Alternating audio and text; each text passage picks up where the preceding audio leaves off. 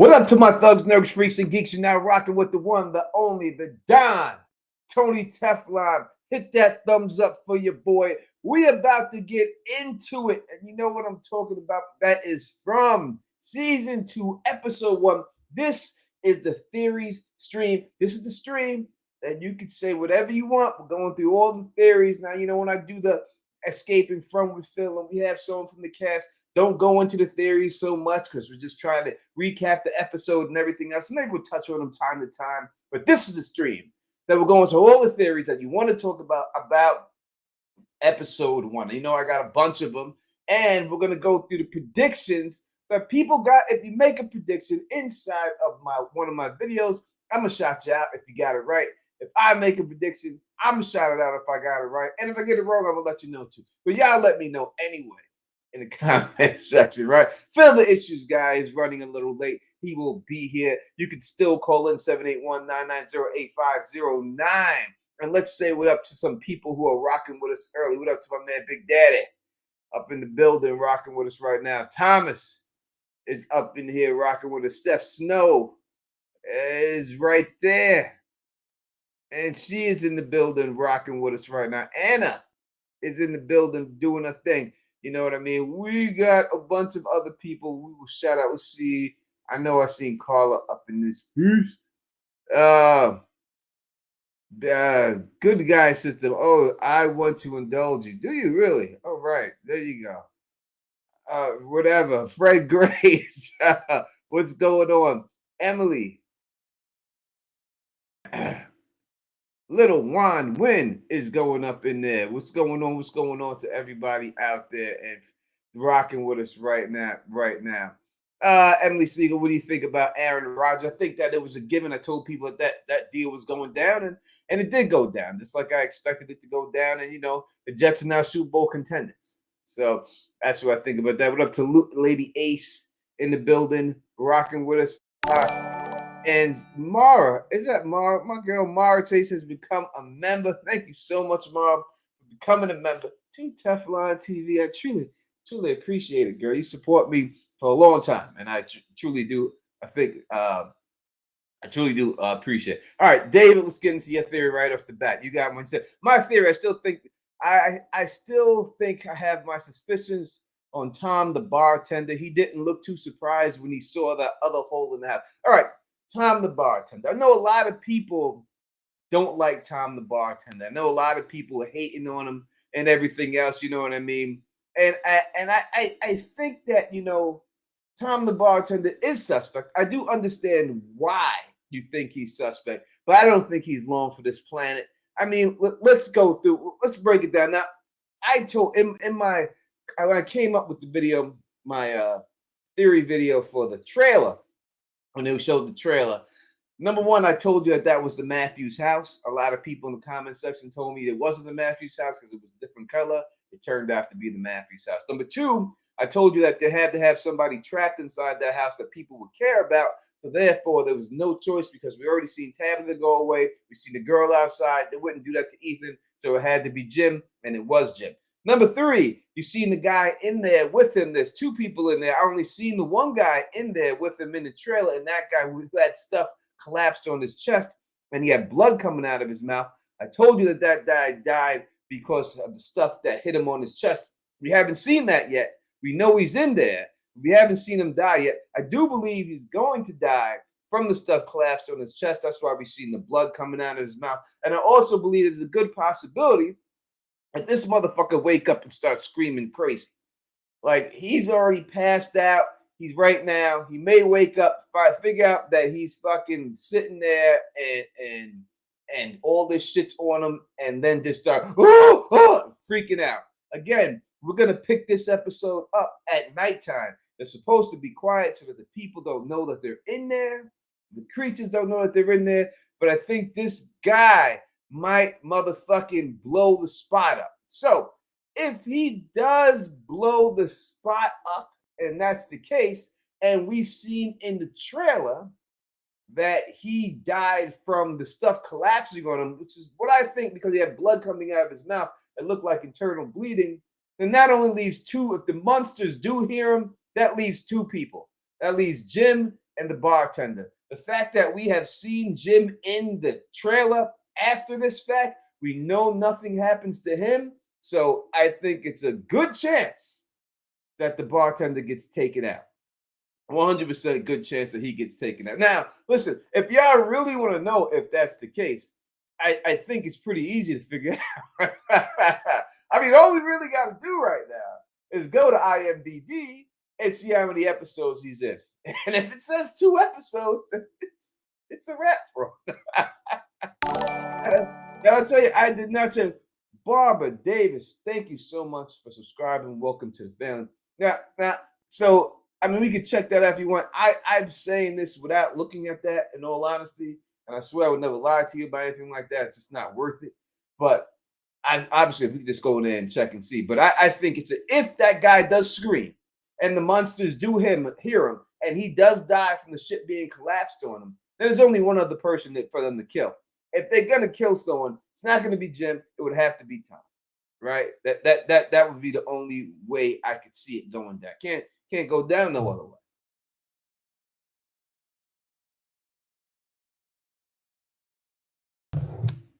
And that's the way I look at it.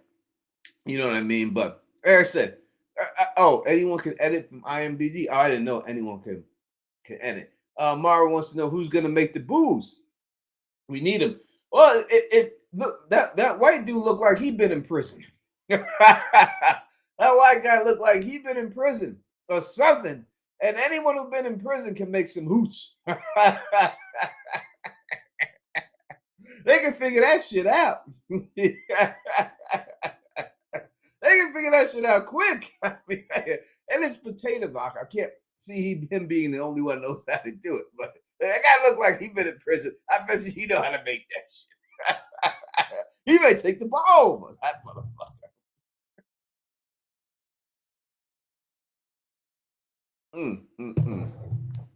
So, dealing with that theory, sir, that you just put out there, that's what I think. So that's why I can't see him being that important.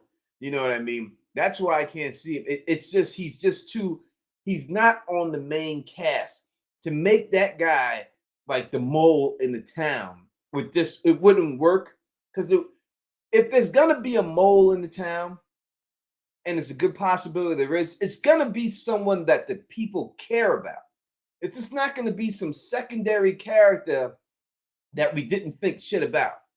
It's gonna be somebody there that, like Fatima. Fatima is the mole. Then you would say, boom, there you go. You care about it, you get upset. You know what I mean? There's no getting upset if Tom is the mole. You won't get upset about that at all. You know what I mean? You know what I mean? Fatima, you'd be upset about her. You know what I mean? And that's what's, and listen, if you're a member, we do have now emojis from the cast of From. We have the Boyd emoji. We have the Tabitha emoji. We have the Victor emoji. We also have I don't think we have the Fatima emoji yet. But the only way I can make more emojis for the whole cast is if people become some members of the channel. The more members you have, that's how you get access to make more. So if everyone's having fun using those emojis and you want to use more, let's become more members. We need more members up in here. We got over 100 people, 100 and something people watching right now. You know what I mean? Oh, we do have the Kenny emoji too. We did the Kenny. And there's a lot of Kenny fans out there, especially my homegirl from the down under is a Kenny fan, Carla. So, we may have to make sure that we did that. What up to Blessed Life in the building, rocking with us right now. You know what I mean? And everything else. So, so yeah, you know what I mean? I hope, is Kenny the mole? I don't think Kenny's the mole. I don't think it would be someone who came there with a family. Kenny came there with his father and his mother. So I can't see him being the mole because he was with his family. That means they would all have to be spies if it was like that. It's going to be somebody older because it's got to be someone who works for the company. It's got to be someone who's maybe a scientist or some type of informant like that. Someone can't be younger than I would say 27 to 30, maybe the youngest I would see it being. And that would be it. Like if Jade was the mole, then you would understand that. You know what I mean? But I think something else may be going on with Jade.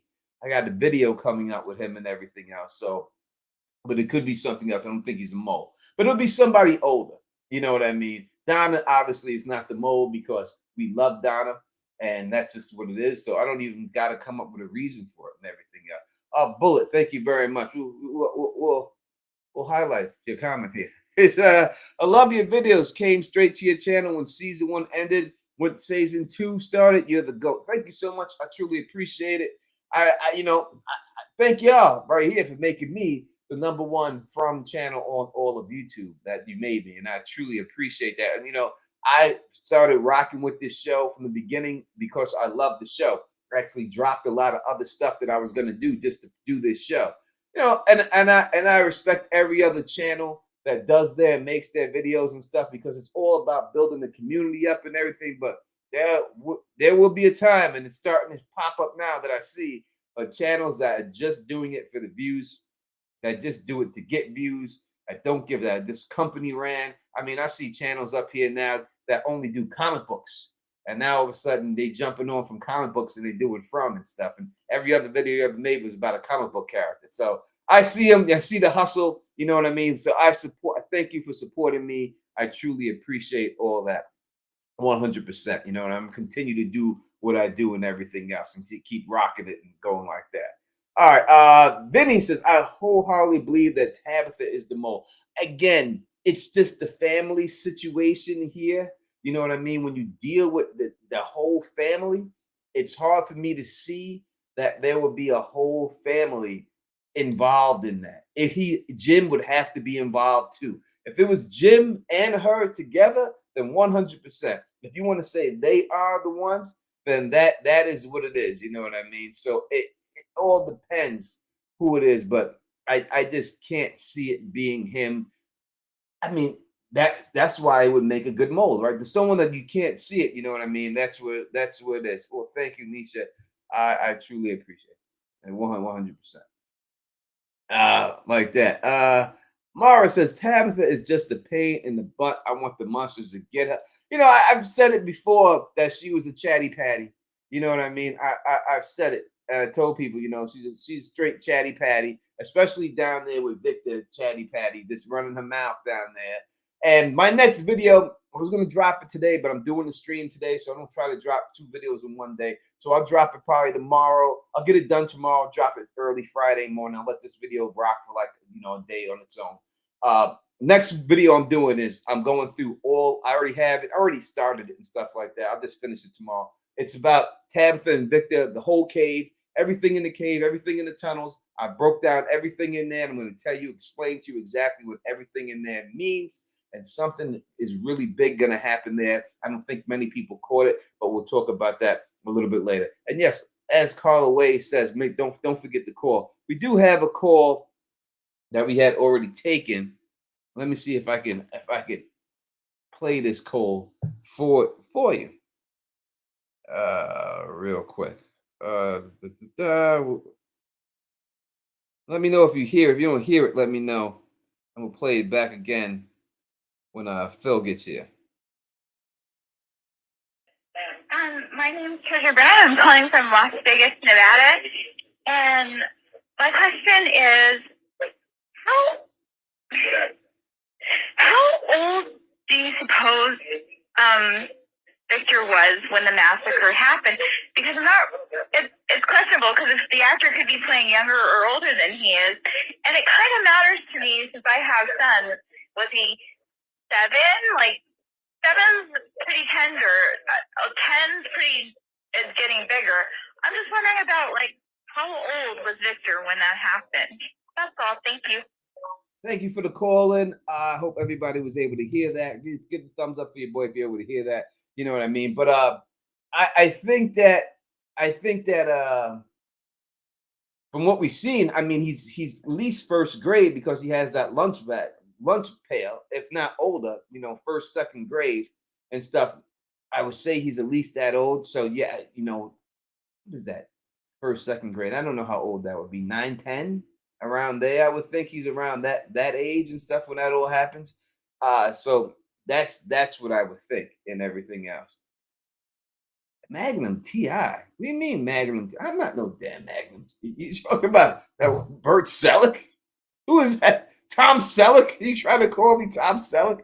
I don't look nothing like no damn Tom Selleck. Oh, Tom Selleck was the man of his time. All right.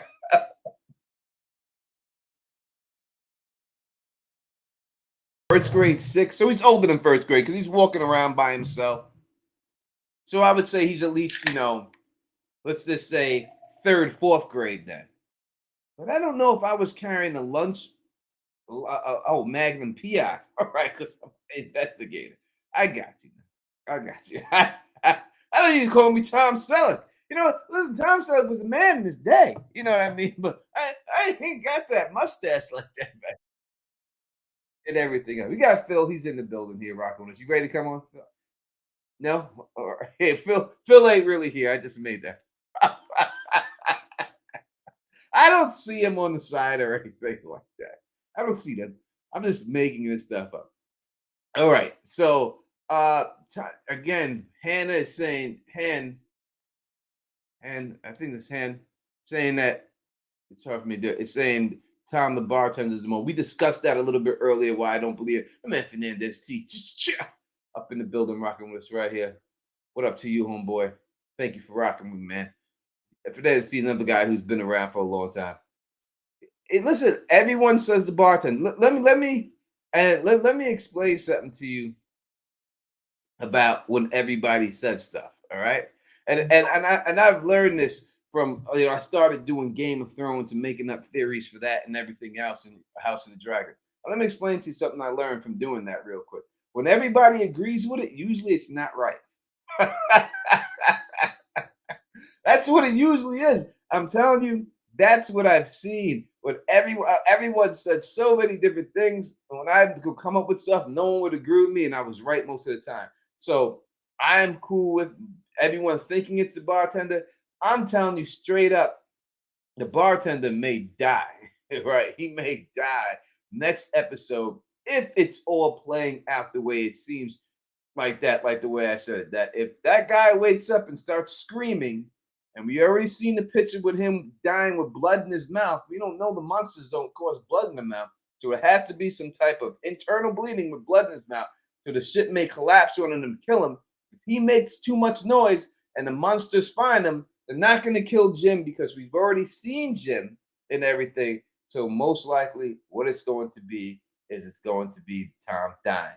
All right. I'll say that right now. I'll go on a limb on that right now. That Tom died. Blessed Life, it says the ventriloquist dummy is the mole. So I'm going to do Victor's bedroom next. After I really have 3 videos to do. I have this video to do about the. I'll do this video about the caves. Then I have one video that's called. I'll tell you the name of it. It's called. Is Jade going to go crazy? Because I think they're showing a lot of stuff for Jade to go crazy. I'm going to go with that. And then number 3 would be Victor's room search. All right, Phil, you good there? I don't look like you. It doesn't look like you, man. I don't know what's going on. Are you giving me a thumbs up to come in? Or are you really not here? That's right. Phil's not really there. I'm just talking to myself. I don't really see anything like that. All right, the ventriloquist dummy. Let's talk about that.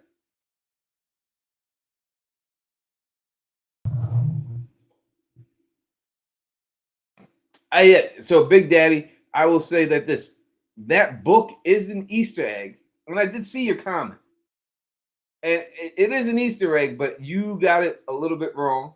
You're almost there with it. You're almost there. You almost got there, but you're a little bit off on it, and I'm going to explain why in that video. But you're a little off on it. But you're right. It is an Easter egg, the book, but you're a little off on what you were saying, in my opinion. So we'll see. Maybe I'm a little off and everything. All right, back to the dumb. We're gonna see if I'm not trying. I'm gonna want to answer too much stuff, and Phil's gonna come in here, and then we're gonna re-answer stuff. I'm trying to get him in there, but we have over 170 people in the chat. Make sure you hit that thumbs up for your boys. And again, Sunday, make sure you're there right at the stream, 10 o'clock. We're going to be joined by the second greatest monster, maybe the greatest monster of all time that we've seen in this show so far. Maybe the greatest monster that we've seen, depending on how you like it. And that is the one who bit out Porn Stash's tongue.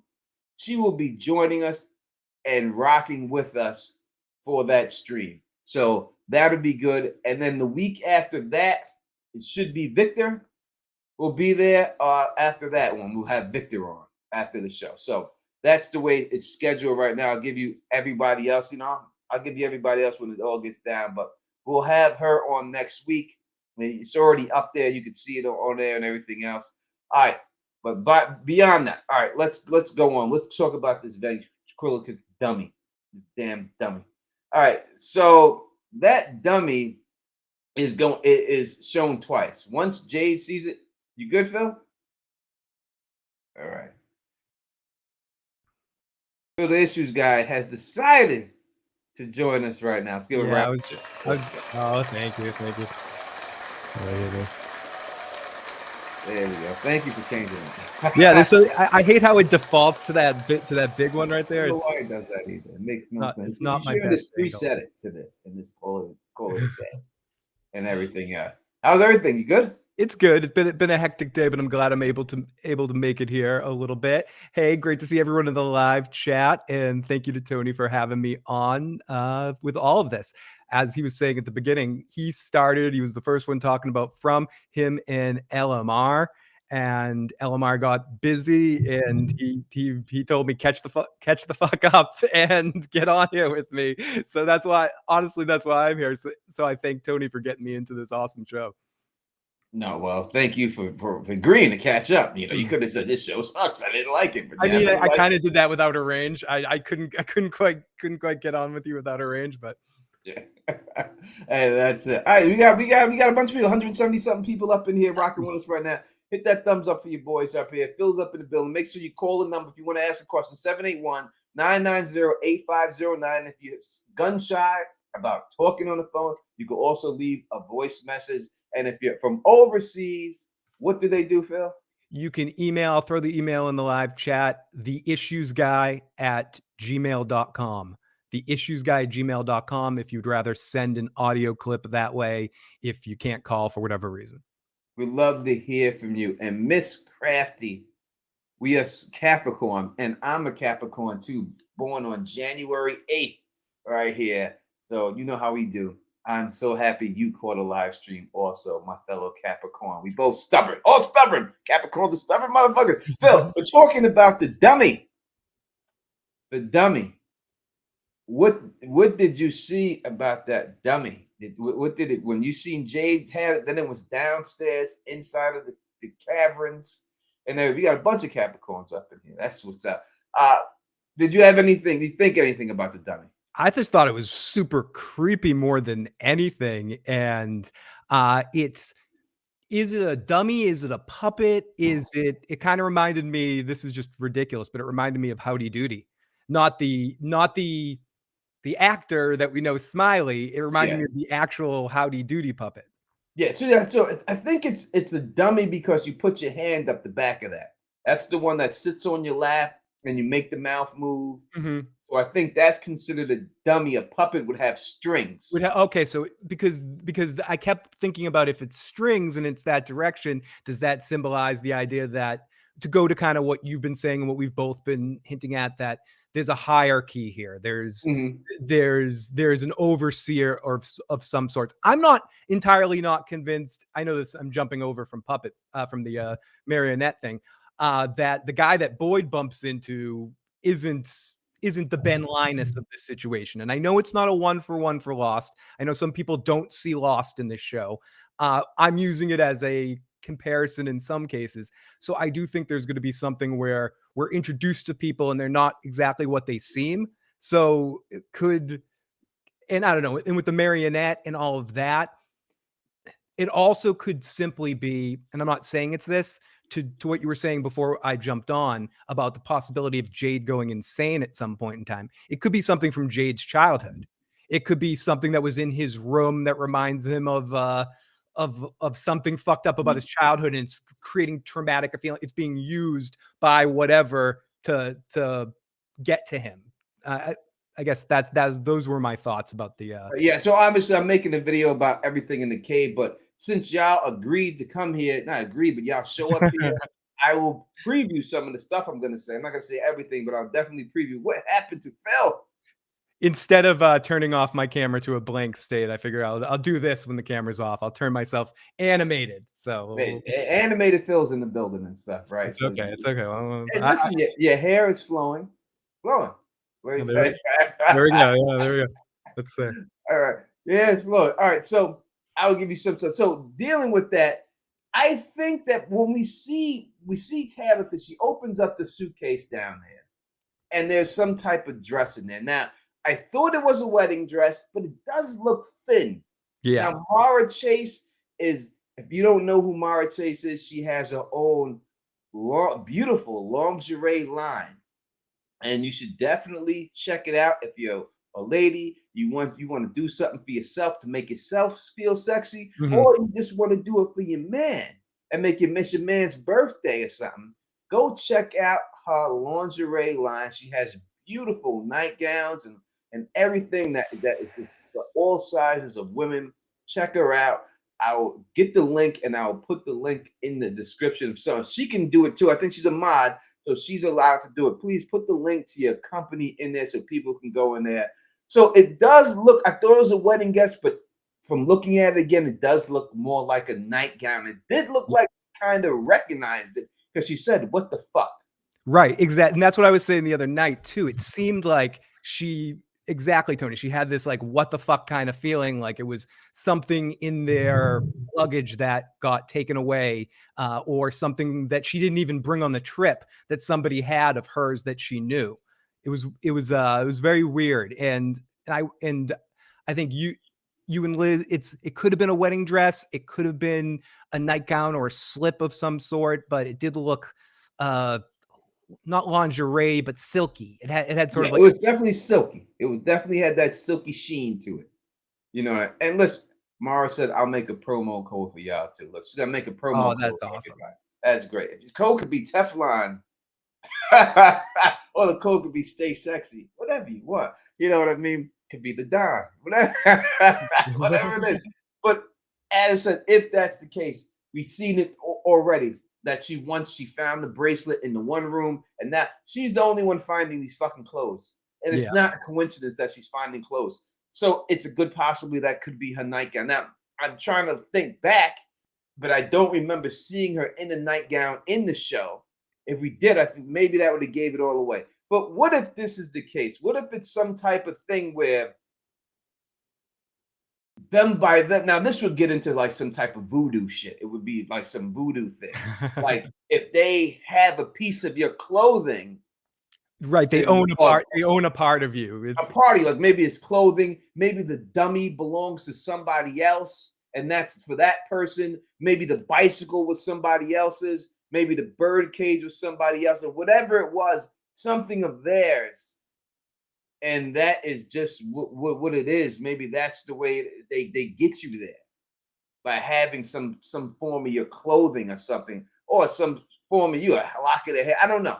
No, yeah, maybe it's like, what was the name of the God? It was in the early 2000s, there were all those detective shows, and there was one that could touch something and then get your history. Was that I forget which one that was, but it like you touch something and you can kind of, was that Monk maybe, or was it or is it no, or the guy who played from Weird Science and Johnny Be Good? That guy had a show like that as well. I'm blanking on his name, but it could be something. That was not Robert Downey Jr., right? No, the other guy, the main Anthony. Oh, that was Anthony Michael Hall. Michael Hall. Okay, is that his name? Well, he had a show too where I think if he touched something, he could feel its history. Maybe there's something where if they possess something of one of the people, they can kind of understand the history of the human connected to it. Yeah, I think it may be it could be something like that. Because why have all the? Listen again. Thank you, Mara. This is go there to Dead Zone. Thank you, Luna. It was called Dead Zone. Jeremiah.com, promo code Teflon from. Hit that up. Buy yourself something special. You deserve it. You deserve it. I have your man buy something for you because you deserve it. All right, definitely do that.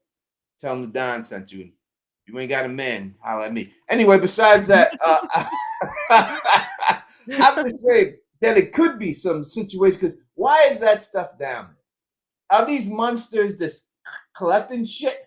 Are they out there just saying, "Hey, this looks like a nice TV"? That television set is from back in the day, and you know them shit was heavy back in the Yeah, it was goddamn. a CRT thing. Is it that, Tony, or is it that they collect it to learn more about the people that they're going to stalk? Like, what's the best?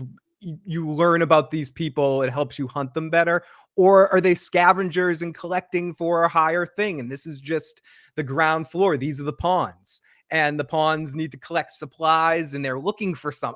Again, in these theory streams, Tony and I also treat this like a little bit of a what if. When Yes. anything that I'm saying, anyways, I don't necessarily believe this, or this isn't an official theory. I just like throwing as much stuff at the wall here and seeing what sticks.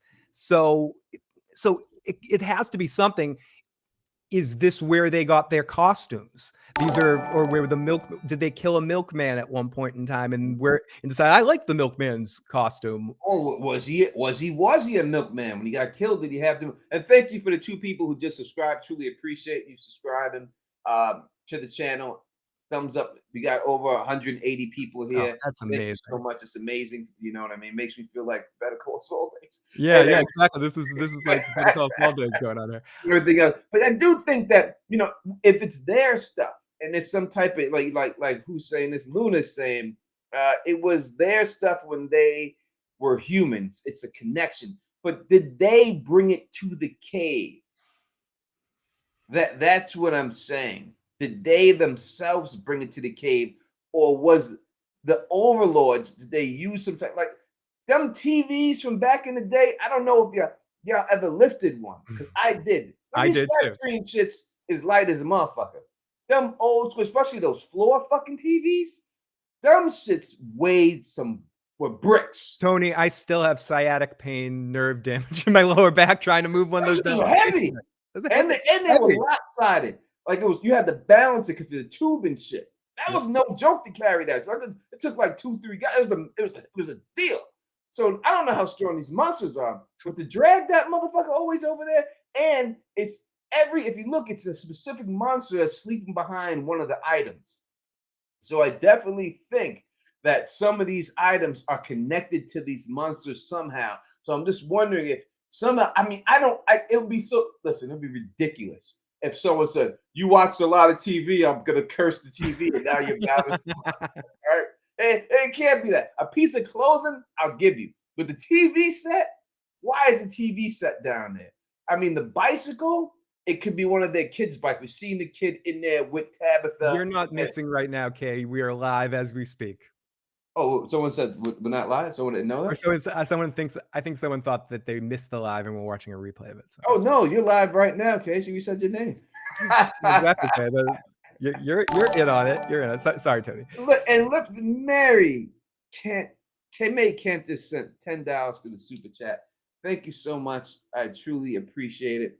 For the super chat, 100%. I don't know if you sent a question. I don't see it. But yeah, it says, "Do you both believe that the cave is much larger than what was shown?" Yes. Yes.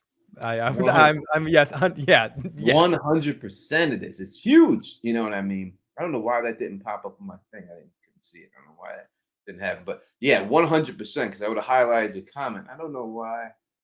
It probably just slipped past. No, oh, there it is right here. Let me show it. I like to show it right there. All right, thank you so much. But yes, so we got something else popped up here. And need to know, just subscribe. Welcome to the family. Thank you for everyone for subscribing to the channel. We truly appreciate it and everything. 100%. I will definitely find out if there's any plans for merch. I'll ask the customer and find that out. And see exactly when that will be available. I'm about to do t-shirts my fucking self. Yeah, I know people want the talismans. Hopefully that will be out ASAP. We do have a couple of voicemails. We'll play some of the other ones from the other evening in a second. But our first voicemail of the night. First of all, let's get Emily Siegel, who gave us a super chat donation, $4.99. Thank you so much. Thank you, Tony and Phil. Thank you, Emily, for all the support you show both Tony and I's channel. Cannot thank you enough. This is area code 802. Hi, y'all. This is Emily calling from Vermont. I was just wondering what you guys thought about the suitcase and all the like mementos that they kept the monsters have in the cave. Like, are they trying to, I don't know, assimilate to the humans, or are they? I don't know. I just found those things weird, like the dummy and the clock and the suitcase with the dress in it. Just want to know your thoughts. Great. Thanks. Bye. I have a lot of thoughts. Yeah. Y'all gonna try to make me. I don't listen. If I say this stuff, y'all. Emily, thank you for that. If I say this stuff, will y'all please promise still to watch the video? Yeah, of course, they're not going to not click on the video. People, I don't want to say all this stuff. I'm gonna put. I can I'm speak putting for the my video out Tony. tomorrow, and it's gonna have all this stuff dealing with all that. Tony, I am a green person. You know, the cartoon guy's about to show back up in a second, and I forget things easily. But I'll even watch it, even though we're having this discussion. I'll make sure I watch it because you want to hear it twice, and you'll expand on it more in the video. You know, I will expand on it a little bit more. Give us the bullet points of it. All right, so there are a couple of different items on it. Let me pull up this thing. I have a picture on my phone, so I could definitely. Oh, all right, before I do it, before we get into that, let me go back to you send me a link. One second. And while you're looking that up, I'll get to one of our text messages. And let me say, the Fernandez, thank you for the $15 donation. I just seen that. Thank you so much. Someone says the room with Boyd and the man shackled to the wall looks like the ruins in the woods where Boyd is with the torch in season 2 trailer. Timey-wimey. There's going to be, I think there should be a lot more, and we should expand on that. I'm excited for the beginning of this next episode to see this show's been very good about going right into where we leave off. So I'm excited. Oh yeah, and they also sent the screenshot, or that was from last week, but the screenshot of the trailer has the trees upside down. It does have the trees upside down. In the one thing, it definitely does. Man, yeah. You need a little bit more time. Yeah, because I'm gonna get to the picture that I'm gonna use actually in the video. Okay, I'll read another text message here that says, "What do you think about?" And this is from area code 606. What do you think about the idea that the talisman is actually a clock? And if you look at it close enough, it looks like a clock. I was gonna say, I'll talk about that real quick. Yes, you're definitely correct. It does look like, especially if you look at them, if you're looking at it as the moon phases of the clock, then with the sunrise and sunset on the talismans, then yes, 100%, it definitely does look like a clock. 100%. So I agree that and y'all just taking away a lot of my stuff. Yeah. I'm gonna get off this topic in a second. Phil, ask another question. People here, we'll talk about it again. Don't this when I put this video out. Don't say, "Oh, I heard him say it." He did hear me say it. You hear me say it again in the video. All right, going to that situation real quick. The number one sticker that there's a sticker for Alaska. There's a sticker of a red woman on there. If you look at Lovecraft, no, if you look at Lovecraft Country, you see that the red people, red skinned women, are also known as aliens. But there's the one big sticker that's on there that everybody sees, and that's the 1964 World Fair sticker is attached to it. So what's special about the 1964 World Fair? I'm going to show you exactly. Now, I'm from Queens, New York. This took place in Queens, New York, Flushing Meadow Park. I lived close to where the World Fair site is. I used to walk the Flushing Meadow Park. You can look it up if you want to Google Earth where I grew up. It's 6547 160th Street, and you can see it, that I lived right there. So I've been to the park many a times. In fact, a tattoo on my arm is the globe it's inside there, right? So when you look at that World Fair, and let me just add this to the stream real quick.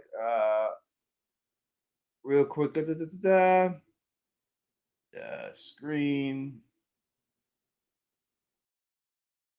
There's only one thing that happened in that World Fair. One thing. It's a window. Oh, tab here. There it is. All right, 1 second. I'm coming. one thing. There was one piece of architecture that was built during that World Fair, and it was this right here, right? This was built for that World Fair. And if you look at the back piece of that architecture right there in the back, and you look at what it was designed to be, it was designed to be a UFO observatory station. That's Tony, what the design was for. I'll And take you one step further. I don't remember. Is it the Men in Black movie where they go yeah, there and they jump in it and it actually is a working it working? is. It's the alien, and I'm gonna put that in the video, Phil. Yeah. Oh damn! Yeah, yes. And even in the Men in Black video, that year with the World Fair, that is a alien UFO, and they had alien UFO, and they had to blow it up. That is what the 1964 World Fair was. That they put that there. Now, to have that 1964 sticker on there, they could have did other years, but that's the year that this was actually built. All right. So why would they do this if this had nothing to do with aliens? Why would they do that? I mean, I'm telling you, I told you from the beginning, and I'm telling you right now. I so many things I can show you that point to aliens, but this is the biggest one of them all. And I'm telling you, this 100% has to do with aliens and stuff. There's no other reason for that to be there. Yes, we are, Jay. We're gonna definitely act like Men in Black is a real thing. Yes. No, it's not a real thing, but I'm saying this structure is a real thing. Yeah. No, And absolutely. that's what the structure was built for. It was built to be designed to be a UFO cockpit. That's what it was designed to be in 1965. That's why they made it. So that's what I'm saying. That's the only thing different from the 1964 World Fair. That's it, or whatever year it was. I said I messed up the year, but that was it. So that I'm telling you, no matter what you want to say, and it's looking more likely to me that human beings have captured aliens and they're torturing them and they're taking blood from them and they're doing bad things. Like E.T. got caught. You know, he didn't get a chance to go home. Like it's some Roswell shit. And they're capturing these aliens and they're using this alien technology and everything else. That's what it looks like to me that's going on in this thing. And they're putting alien blood into human beings, maybe looking for cures to diseases or something like that, and they're turning them into these fucking creatures. That's what I think is most likely going on here in the end. And May Kent in the live chat says, if monsters are aliens, I wonder where their spaceship would be. Why would aliens do this? I don't believe it's aliens. Good to see you, Phil. Love the bongo short on my channel. Oh, sorry. I'm like Ron Burgundy. I just read whatever's in front. But thank you. But we do have a bunch more voicemails. Well, all right. So I'm gonna send Anna Red Slips at Club says she wants to jump on real quick, say hi. I'll get the link to her real quick so she could jump on and say hi in the chat and while you're reading that. Amazing. And let me play a couple quick voicemails while we're waiting for Anna to jump in. This is from 613. Hello, Tony. This is Jessie coming from Canada. I would like to know, what is your theory about the part of the cave that has little cells where Tabitha sees the child, but you can tell that Victor also sees how the ball knocks over the Jenga? Yep. How is that possible that the child is a figment of her imagination, but yet can throw a physical object to knock down a tower that Victor can also see? Thank you. Now, how do we know that Victor's seen that? Did we see proof that Victor's seen that? but I do think this thing is real. Personally, I think this is going to end up being something that's on their side eventually. There's a reason. It's not one of the monsters. It was behind the bars. If it's real, it's not one of the monsters because it was awake when all the other monsters were still asleep. It could very well be a human that was captured, something similar to whatever the creature is that Boyd bumps into that throws down the rope. So yeah, I don't think it's one of the monsters, and I do think it's real, but it could be a figment of Tabitha's imagination. Robert saying a child is 100% real. I don't think that, because if all right, when we looked at it when it happened, Victor don't see it because Victor's right there. She goes, she squints, she puts the light to it, and she squints and she looks in. You can see Victor standing right next to her, and he don't see shit because she jumps back and reacts, and Victor doesn't react at all. Next, in the trailer, when we see her and she's with her daughter, and they're walking from that barn, and she sees the two little kids, it focuses the camera on her. She squints, and then the kids are there, and then it shows her again. And her daughter doesn't react whatsoever. Julie doesn't go, "Oh my God, Mom, look!" And you know Julie will do that shit. Like That's we've what seen Julie fucking run away and do all these other things. That's what Julie does. That's her character. You know, so I don't think anyone sees that but her. I think it's in her head. I think she's getting the same thing that Jade is getting. I think that's just the way it's going down with her right now. It's just going out like that. So I don't see it at all. All right, we're gonna have on a special guest for a second, real quick. Someone who has rocked with us many times and wants to give her thoughts on this episode real quick. It's the one, the only. You see her in the chat. Her name is Anna, Red Lipstick Club. Let's bring on in Anna right now. Anna, how? Thank you for coming on.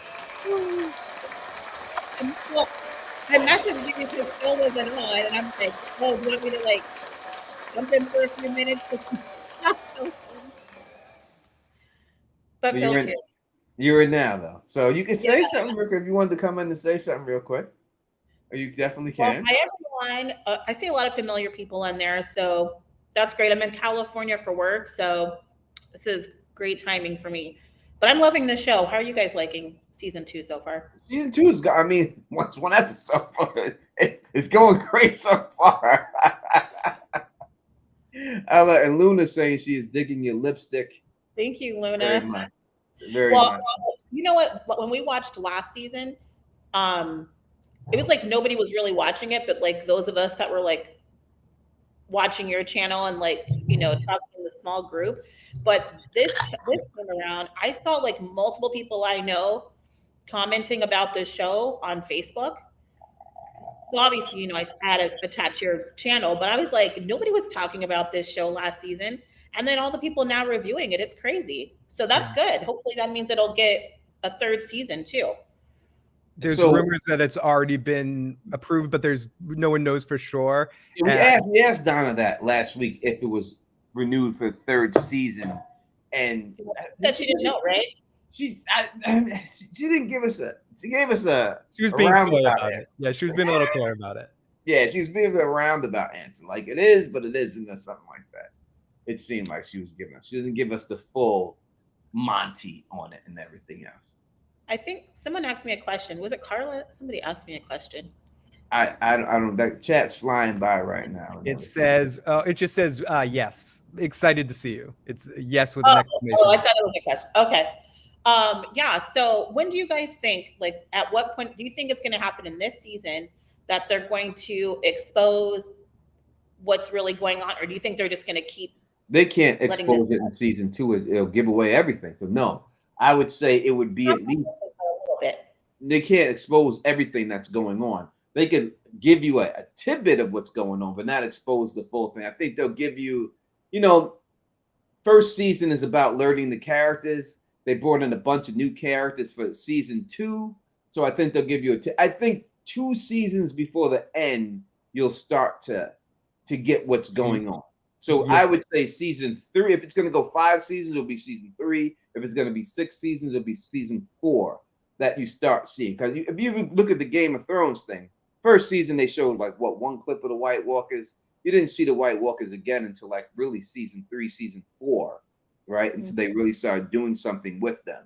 And then after that, then that's when it started coming down to the end of season 8. So it's going to be a while. They can't just do that and everything else like that.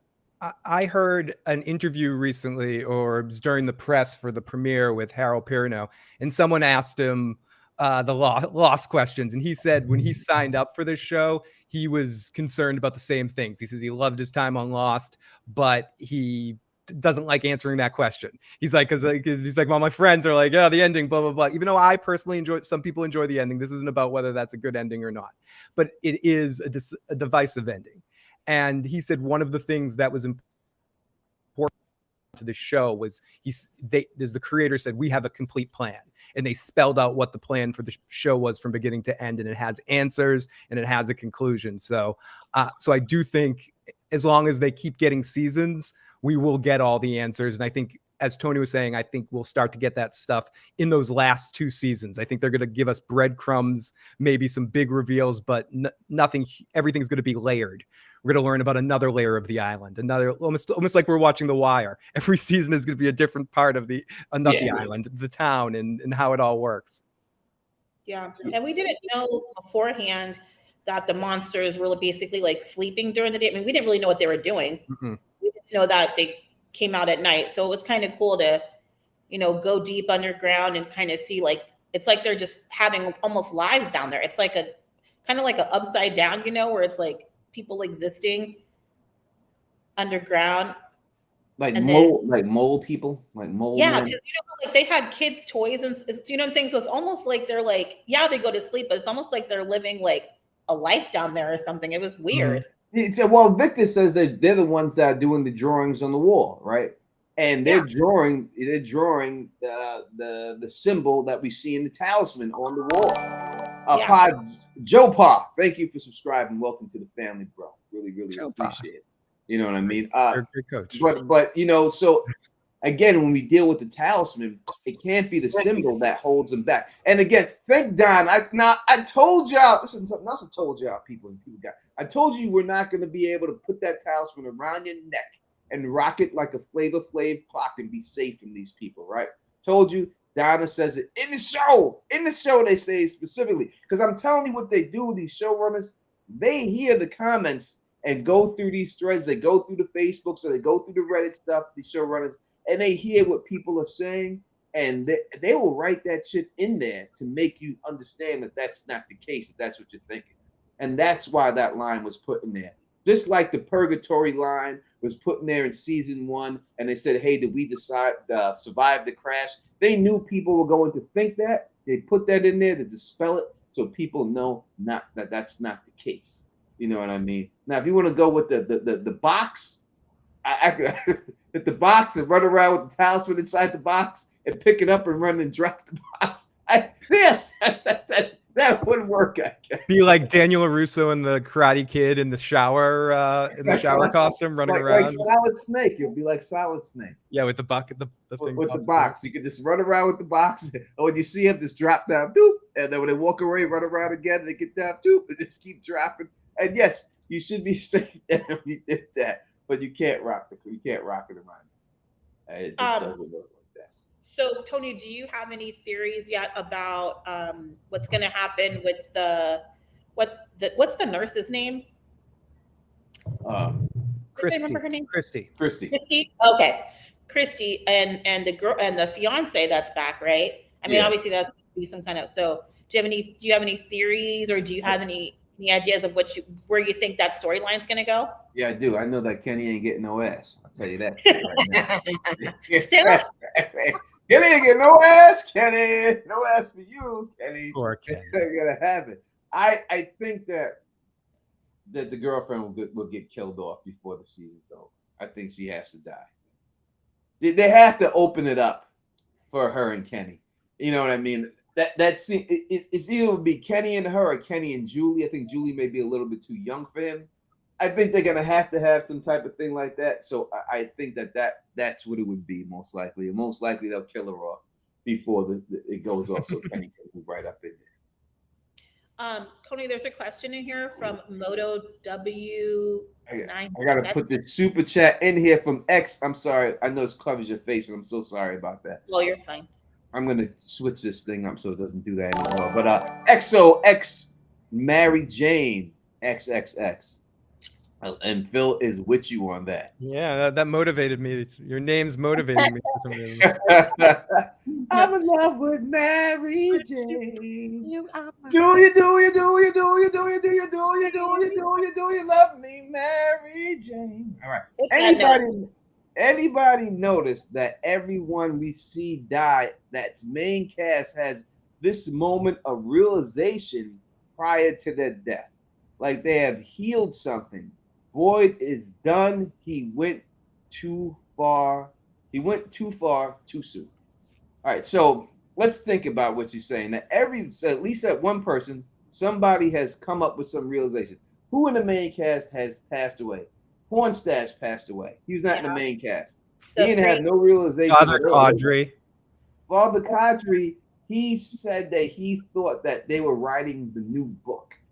It could have been the new book, new Bible, next edition of it. But he did talk about what happened with the kid and everything else. Maybe he never told that story before.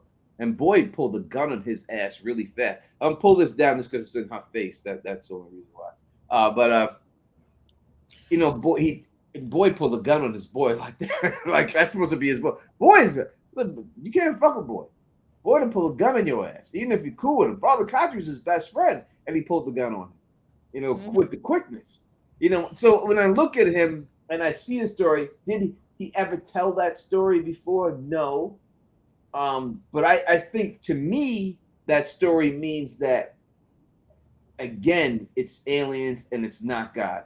Again, because he says that after that happened and he was going to commit suicide, then's the first time he heard God's voice came to him and told him to drive to where he was at, and he got stuck in here. And that's when I heard God's voice for the first time. It wasn't God, it was these creatures that not the creatures that are chasing him, the ones above them all that told you don't kill yourself, come over here, get in here. And that's how he got sucked through the wormhole over there. So and then I mean, I don't know who you would consider the only ones that maybe were Maine were Boyd's wife that he killed. Boyd's wife said that she thought it was a dream. Yeah, the brother that's got the throat slit. The brother, he didn't do anything. Yeah, Sarah's brother. Yeah, he was just trying to hold him back from that. So I don't see that. And he got chopped. His neck got chopped. We haven't had that many main characters honestly die other than the other guy got put in the box because he let his family sit there. He got drunk in the bar and just passed out in the bar. Which to me, I mean, I know there's rules and shit. To me, that's never sat well with me. I mean, I'm sure he wanted to die anyway at that point. His whole family dead, and he felt like it was his fault. If he would have been home, it would have been all right, you know. Yeah. I blame the mom on that one. I blame the mother. That's the mother's fault, because the mother should have hit her daughter in the back of the head with a brick and knocked her unconscious. At that point, once you see the daughter do it, throw the nearest thing you can. That's it. Knock her the fuck out. Listen, if it's I don't want to say it, but it's like if that was a black woman, that was my mom that I grew up with. Shit. Are you crazy? She was like negotiating with this kid. I'm like, why am I negotiating? Like, get away from the window. My mom would be like, boy, you're going to get your ass over there right now, I'll kill you. And it would have snapped right out. It would have been quick. You know. And why weren't the windows already nailed shut? Like, why would excellent question at this point? I mean, we're not going to pick the show apart, but I'm, you know, like that for me, I was just kind of like, that was a little easy at the beginning going out. But I agree with you, Tony, about putting him in the box because, I mean, number one, he already lost his family. And I don't, whose life outside of his own family's was he putting at risk? No, it wasn't like they were at Colony House. Exactly. And I think that he was better off alive. Because listen, if this man's willing to die, right? Like, let's say now, he's like, I killed my family, I'm willing to die. Are you really? All right. Then we're going to help you die. If you want to help the town, this is what you're going to do.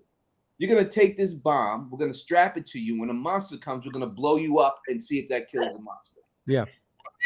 Let's figure this out. Let's start killing some of these motherfuckers. Let's make use of the situation. Yeah, go up. Let's put a bomb to your ass. And we'll light you up, and then we'll see if it burns them, if it kills them. That way, it helps somebody. But this getting him to die, it don't help nobody like that. You want to help someone who's willing to die? You want to be a suicide bomber? Let his ass go out there and be a suicide bomber. Use him for bait. Yeah, use him for bait. I 100%, as Luna said in the live chat, exactly. Turn this dude into bait. Should we take a couple of voicemails? Yes. This is from area code a 916. Ooh. Hello, this is the voice at 916. Yes, it is. You know, I was just thinking, we have all been focused on whether the monsters used to be human. Well, what if it's just vice versa? We were visited by aliens who are trying to transition into humans. Hence, they have items that humans have. They really don't have a conception of time the way we do. And, you know, just little things like that. Maybe that's the situation, that these are actually aliens trying to transition into humans. What do you think about that idea? Tony And loves share that it idea. with me today, baby. Bye-bye. Oh, very interesting. One thing quickly, Anna, when you moved away for a second, I could actually see behind you and that you're in like absolute paradise. There's like a palm Yeah. tree behind you and stuff. I'm literally oceanfront, you guys, in Long Beach. Yeah. And someone great. in the chat said, beautiful. "Don't slide to the side. Stand up before you leave the camera." That's going to cost you. Tony, did you just say someone in the chat said that? Someone in the chat said, No, "I they see did. it." Anna can see the That's what I chat. see. They'll have glasses on. I know. I can see. I know. Good one. But yeah, what do you guys think about the voice of 916? That maybe it's reversed. Maybe it's aliens trying to become human.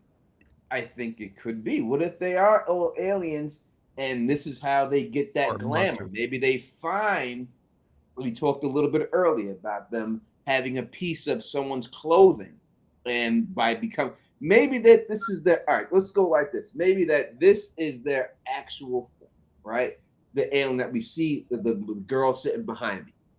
And the clothing somehow turns them into the person who actually wore that clothing, like who gave them the look of that person. So that person's not really alive, but they have the look of that person because they're in that person's clothing, right? So it could be a situation, because when we look at these creatures and stuff, the number one thing I see that they all have that we didn't see in number one is they got varicose veins like a motherfucker. Like these varicose veins is bad. Like lasers ain't taking these shits the fuck out. Like this is bad varicose veins. The worst I've ever seen in my life. So what if it's some type of situation like that they need these clothing in order to glam themselves to look like the person's whose clothes they're rocking? Only a way maybe that would make sense to me immediately, Tony, is if the first guy that they ate, or the family that they ate, that we saw monster versions of them in the underground. Mm-hmm. Like if we see that happen, maybe. Because they would have buried the bodies, right? No, so maybe they need the heart and the heart and the insides to be able to make the alien versions of them. Again, we've never seen them eat anybody.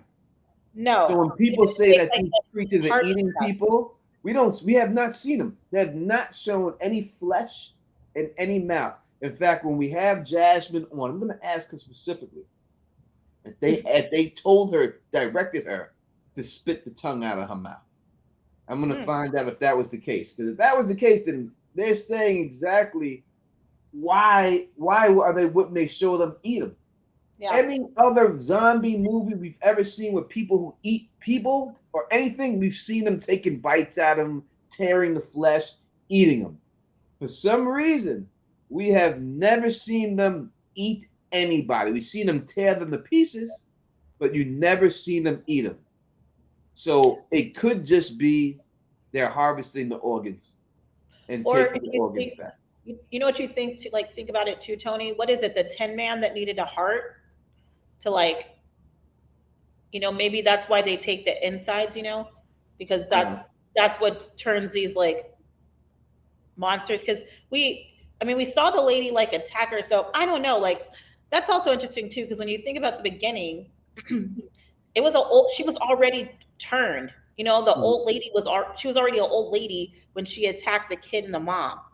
She wasn't a scary monster or something. She turned into something scary, but she already had a human figure. Yeah. So what did she do? Take those organs and take them somewhere else? or how does that work? We have no. Josephine is saying the girl sleeping in the cheerleader outfit behind Tony is in the preview at night wearing the same clothes. So I don't think they changed form. They just revert. So we're saying the reverse, Josephine. Right? We're saying the exact reverse. That this is actually their real form, and that since they're wearing a human being's clothes that they're wearing, it allows them to take that form from the human of the clothes that they're wearing. That's what the voice of 316 was trying to say. That this is exact. That's what you're trying to say. I'm just putting it in my own words. These is actually how they look, and it's the clothes that allow them to change into the form that we see, the glamour. All right, like so the prettier form. But how do they get the skin? What do you mean? I don't understand how you get the skin. It's just a glamour. It's just it's a disguise. It's a glamour that they put on. Yeah, it could be a shape shift that they need to recharge every night, and when they go to sleep, it sort of tightens everything up. There's a lot of different possibilities. Oh, Yeah, thank you it so was much. saying they're wearing the clothes, and they're not going to show them naked.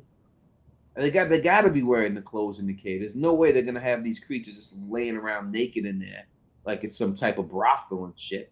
Right? They're going to have them in the clothes. I'm just saying the clothes give them the ability to change, because we've seen them change back to the form every time. Because we see every time this could be, and it makes sense what you're saying, that this is their original form, that this is what they look like. And then, because every time they attack somebody, they turn back to this. This is them. This is them when they're sleeping. This is what they look like. This is it. Yeah. So it makes more sense that they could be aliens looking like this, and the clothes somehow allows them to change into the characters that they're playing for a little while. But then when they do their stuff, they go back to their original. So I do think that's a very, very, very solid theory. Yeah, it makes sense because they just look like pale normal people. Because if they didn't have a glamour, how could you convince people to open doors or open windows? Like there's no way you could convince people to sacrifice themselves like that if you didn't feel approachable or normal. Yeah. And if you look at somebody with these veins and this nose and those teeth, and they said, "Hey, open the door," I'm like, "Fuck you." I mean, who the fuck you think you're talking to, motherfucker? I ain't opening the goddamn thing. One thing I'm curious about, though, would be, did they start looking like that more when the talismans showed up because they needed to convince people? And maybe when they were just hunting people, when the people were underground, maybe they didn't have to use the glamour. To me, something about this, there's an adaptability. There's a Borgness to this, where if they stop them in one way, these creatures or whatever the thing is going to one up you. If Boyd found those things, the next thing that's going to come in is going to be something that goes around there, like having the whole houses crushed down now, so you can't even use the talismans in them. So I do think there's some element of that. Wow, the chat is crazy. We have about 9 voicemails to get to. You guys are amazing tonight. Keep them coming. We'll get through them all. I promise you that we will not end the stream until every voicemail has been responded to tonight. We'll get through them all. Speaking of which, this is area code 936. Hey, my name's No. Welcome, N-O-N-O. Last name is Welcome, W-E-L-C-O-M-E. Calling from Houston, Texas.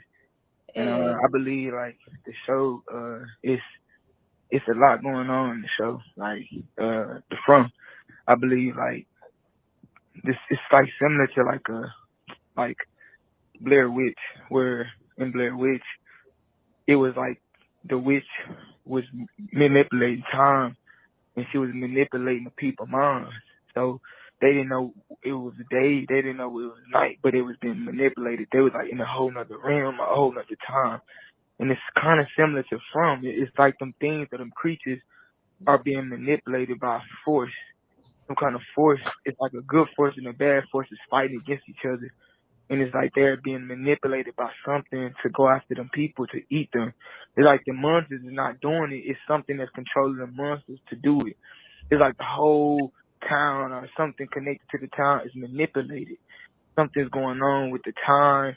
Something's going on with the music. Something's going on with the food. It's like they're being like cattle stock, and it's like the force needs these monsters to eat to be able. It's like an alien type force, because then you look at the trees, portals and open portals and stuff like that. Creatures, big giant spiders. Like this stuff is just like time being manipulated, just like the movie Blair Witch. When in Blair Witch, things was being manipulated, time, the days and nights, and it seemed like the same things going on in this season. I could be wrong, but that's what I really feel like. Thank you. Thank you for the call. Yeah, and thanks I for the definitely think there's call. some elements of what you're saying. I do think there's a manipulation going on. And I don't know if these monster creatures are truly the ones driving the car. And I think you see that a little bit with our guest that we're going to have on Sunday when she says, I didn't mean to be this way. I do believe her in that sense. I don't think We're that's gonna ask you that too. We're gonna find out if that line was just fub, like she was trying to, or she was meaning to be genuine, or she was being. Now listen, as I said in the video that I dropped today, both can be the same. Mm-hmm. She could have been trying to gas him, but she could have been trying to be genuine too. Yeah, I didn't like working at the counter. It does mean something. I didn't like working at the counter at Boston Market, but I still served with people with a smile. Like you can not like your job and think that you're doing the wrong kind of stuff, but you have to do it. You have to do it. I didn't want to get written up. I need to make the money. So she might have to. That. I would say NGOTV just subscribe. Thank you so much for subscribing to the channel. There you go. I appreciate it. And we got a bunch of very short messages from area code 910. So let's get through these ones. Actually, I think the first one just says it's the name. I think they got cut off. How you doing? This is Fred Grace calling out of North Fayetteville, North Carolina. And then we got a second one. Hey, this is Fred Grace calling from North Carolina. Fred Grace, he's saying Fred Grace. Right? I think the greatest caller. Question: do y'all? And then he got cut off one time, and finally got the call in. Hi, this is Fred Grace calling from North Carolina, and I had a question for y'all guys. Do y'all think that the evil-looking shining twins Raggedy Ann and are Andy opposite of the boy in white? Because if you notice that it rolled a little ball to break the little jingle thing down, and I'm wondering, do y'all think they did that? They were trying to wake the monsters up to try to get Tabitha and Victor? And just let me know what y'all guys think. And enjoy the show. Thank you so much. I don't think so. Tabitha's mouth would have woke those monsters up way before that. Tabitha was chatty patty boy. Victor, chatty patty. You know what I mean? That was a choice, though. Don't you think? Like, I know you're not answering this question, but like, when you think about Tabitha, like that. Was that like an acting choice, or was that like we got to get it wrong? I would have to think the way Donna talked to us when we asked, because I said something to Donna in the thing. If y'all haven't watched it, please check out Escaping From. It's a podcast that me and Phil do. We do it every Sunday. We'll do it right after the show at 10 p.m. and we have one of the cast members on and we break down the episode. It's also available on iTunes, Spotify, and anywhere else you could find it. It's called Escaping From. So check that out. But when we talked to Liz, she likes to be called Liz Saunders, who plays Donna. We asked her about, and I said about one scene, and I said that scene could have been. Thank you, Sin JL, for becoming a member. Thank you so much. The more members we get, the more emojis we get, and you're also protected because when you become a member, you get a talisman next to your name, so you're protected. All right. So, and she said that she did something in there. And the director told her, "No, that was corny. You can't run with that. That was corny." And she said it. She admitted it. The doctor told her straight up, "You can't do that. That's corny. It looks corny." And then she did it. So she was doing more than what she did. Yeah, she was doing something, and the director came to her straight up and was like, "Yo, girl, that's corny. You can't run with that. You can't rock that. We got to change that up." She changed it up. So I think that it would be a situation like that the directors are really hands-on with this. Mm-hmm. So I think they would have to do it. But let's take this super chat here from Moni first says it seems like the town is protecting the people. Moni First Record says that. I don't know what that means. It seems like the town's protecting I'm not sure about that too. One thing I want to say about the Tabitha and Victor scene for a second. I don't want to be this guy, but it's a TV trope. Like they didn't want to have it be silent, so they encouraged the actor to give us to talk. It would just be them walking. If she didn't say anything, right, we're supposed to imagine that they were talking in reality like this, but in the scene they were just like talk. We need some exposition here. Give us an exposition dump. So I don't want to say. I think it's something that I see a lot in a lot of TV shows and situations where people should be quiet. I don't want to just blame Tabitha, even though she should have shut up. It happens. We're not blaming the actress. We're blaming. Yeah, we're not blaming the actress. The character Tabitha, the chatty patty. Yeah. When Victor specifically says, "Yo, they're sleeping. Be quiet." Now listen. If it was Tabitha's child sleeping, she wouldn't allow you to be talking like that, walking around. She'd be like, "Because Tabitha's vicious. Tabitha, Tabitha's vicious. She out for blood and stuff. Don't. She's Latina, and I know all about Latina women. I know all about them very well, and they're very fiery, and that's just the bottom line. That's just what it is. It made her feel like she's been so strong like the whole time. Like she's never really had like a damsel in distress feel about her. So it just felt like an odd character choice for her because she's never felt like she wasn't going to figure it out. Like she's the one that said, I'm going to sit here and dig this damn hole and figure this out. Like if you were so terrified, there's no way you would sit there and dig that hole and try to figure out where the cables were coming from. It was clunky. It was definitely clunky. It looks like we have Poppy. It looks like we have a call from India. I don't know if this is a troll call or not. So let's strap on in and be prepared. We might have got a call from India. Let's check. What do you mean India? The country India? Yeah, the country India. Let's see. We might be a troll, but it is from a country code. It's from. If they really called in here to troll that from far away, then let them. Or it's a number thing. Just give it to them. Let them have it. Let's see. All right, I don't know how this works. I'm calling from India, but let me know if I'm meant to call back and how I'm meant to come and give my theory. Thank you. Yes, we got you. So it did work. It did work. It worked. Love it. It did work. So you can definitely call back. We did get a super chat. I can't see.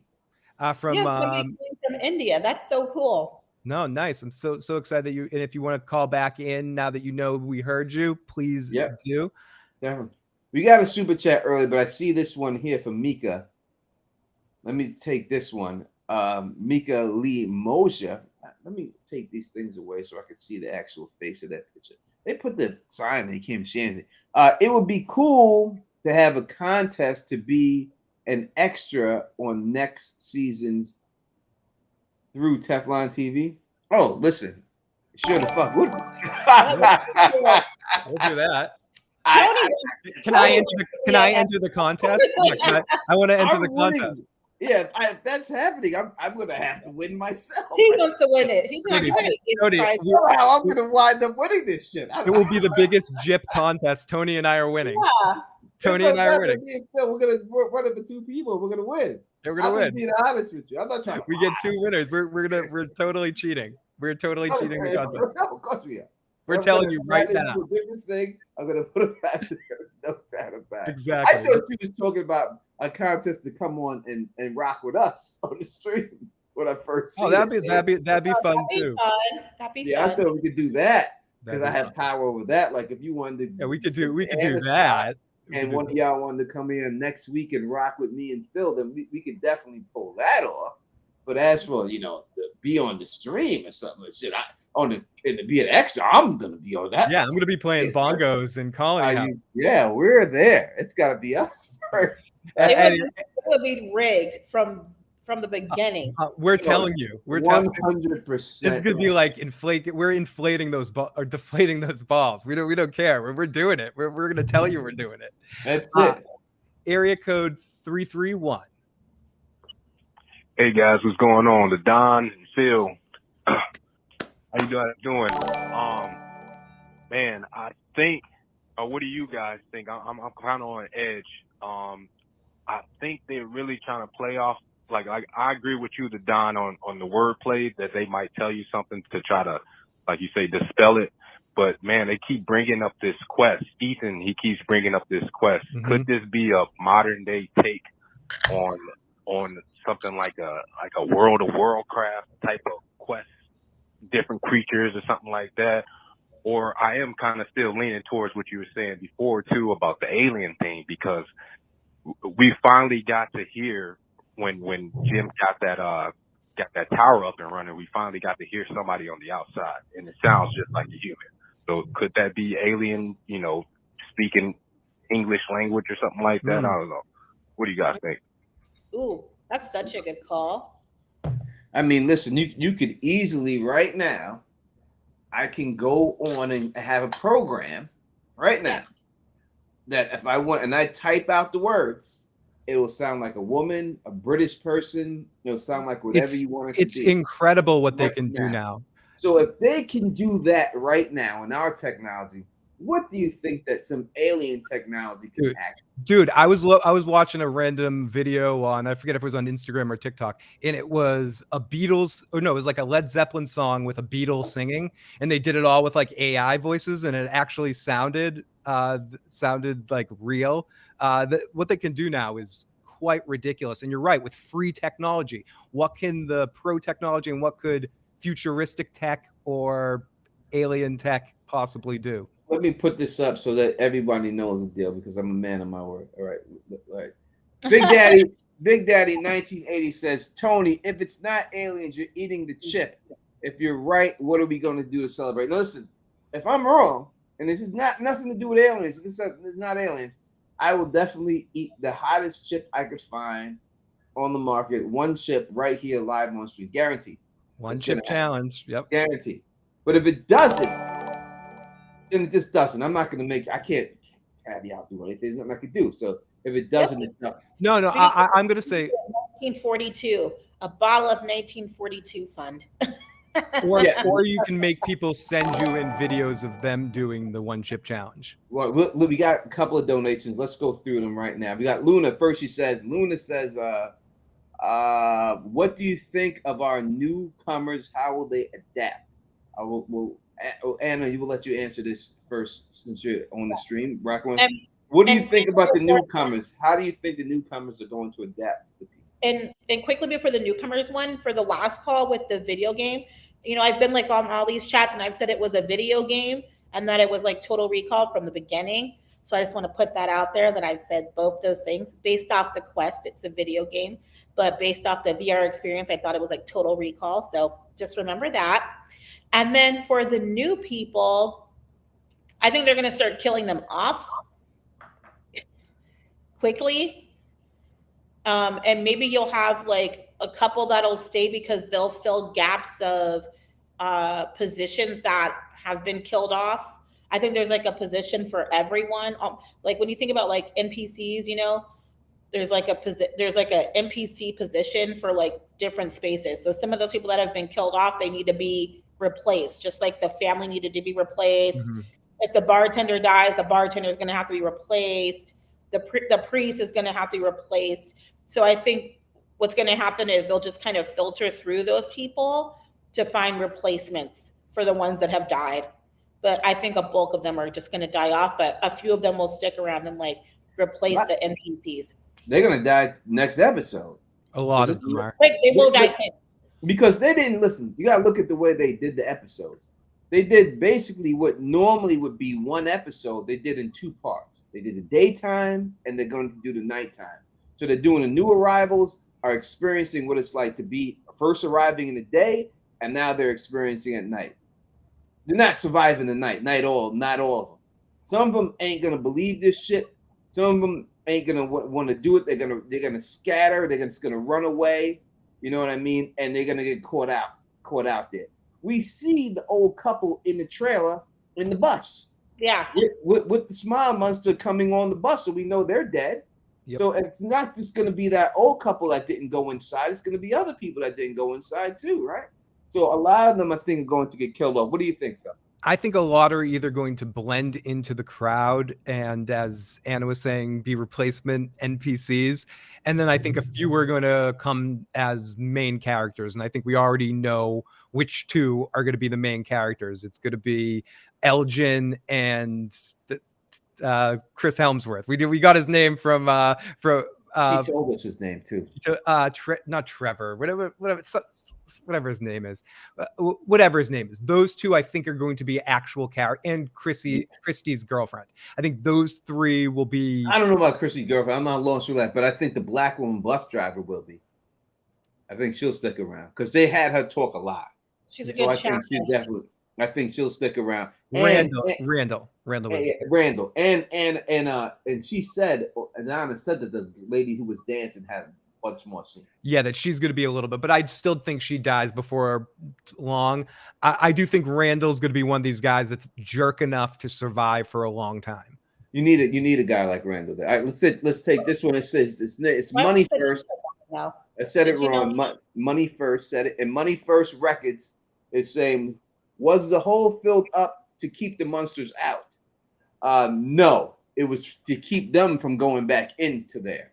Because what was that? Was that from my computer? I don't know. It must have been. I never heard that fucking sound. Yeah, that was a unique sound. Yeah, I'm about to start shutting down. What the hell is going on? But someone's watching. But yeah, it was to keep them out because let's look at it when the scene really happened. When the scene happened, it was right when dude went into the seizures, and then the house fell down. Right then, so I think that they were getting too close in there, and they were just covering the hole up. The people that's watching above this whole thing, they just shut the house down. That's what I believe. What do y'all think?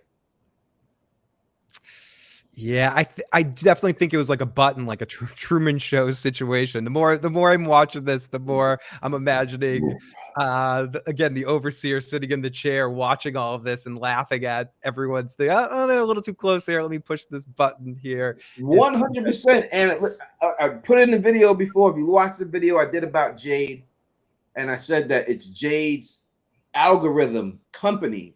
That's why Jade's responsible for this whole thing. Theoretically, it's like Terminator 2, that it was him because of this company. He Miles Dyson gave them put everything into everything, and it's really Jade's fault. It could be a computer generated AI. It could be a Matrix situation. Would not be surprised if that's what's going on here whatsoever. Definitely could be that 100%. Mika says, okay, then the contest is for your show. If you would like to do, all right, Phil, do you have access to the chat? Yes, I do. I do. Can you put a poll up? They won't let me put a poll up, which is weird because you'd have to add me after show discussion. You not just a mod. You'd have to add me as like an administrator on your channel to do that. Really? Yeah, they don't. They don't let the mods do it. But you're not just a regular mod. You're the special mod. I know. Special type of mod. Why am I not? I don't need to be a mod. You are a mod. What are you talking about? I'll get this done, and I'll put the poll up. Yeah, I'll play another voicemail. This is from area code 612. Oh, how you doing, gentlemen? This is Jay Hall from Minneapolis. Oh, Jay. Great to see you. I'm a little confused. I thought we had got over the aliens thing, Teflon. Now we're back to aliens.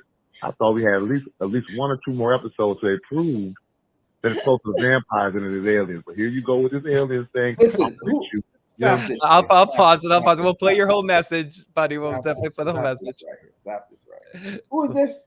This is Jay Hall. Do you want me to rewind? Yeah, Jay Hall. No, Jay Hall. I invite you to come on the channel and bring all your other stuff on it. I invite you on whatever you want. You want to come on and spit this, and we can go through it. Because I ain't gonna go through this whole thing. We're gonna go through it face to face as much as we can be. So you keep playing it, but if you don't want to, I have told you what it is. Not only have I told you it's aliens, I give you actual proof from the show.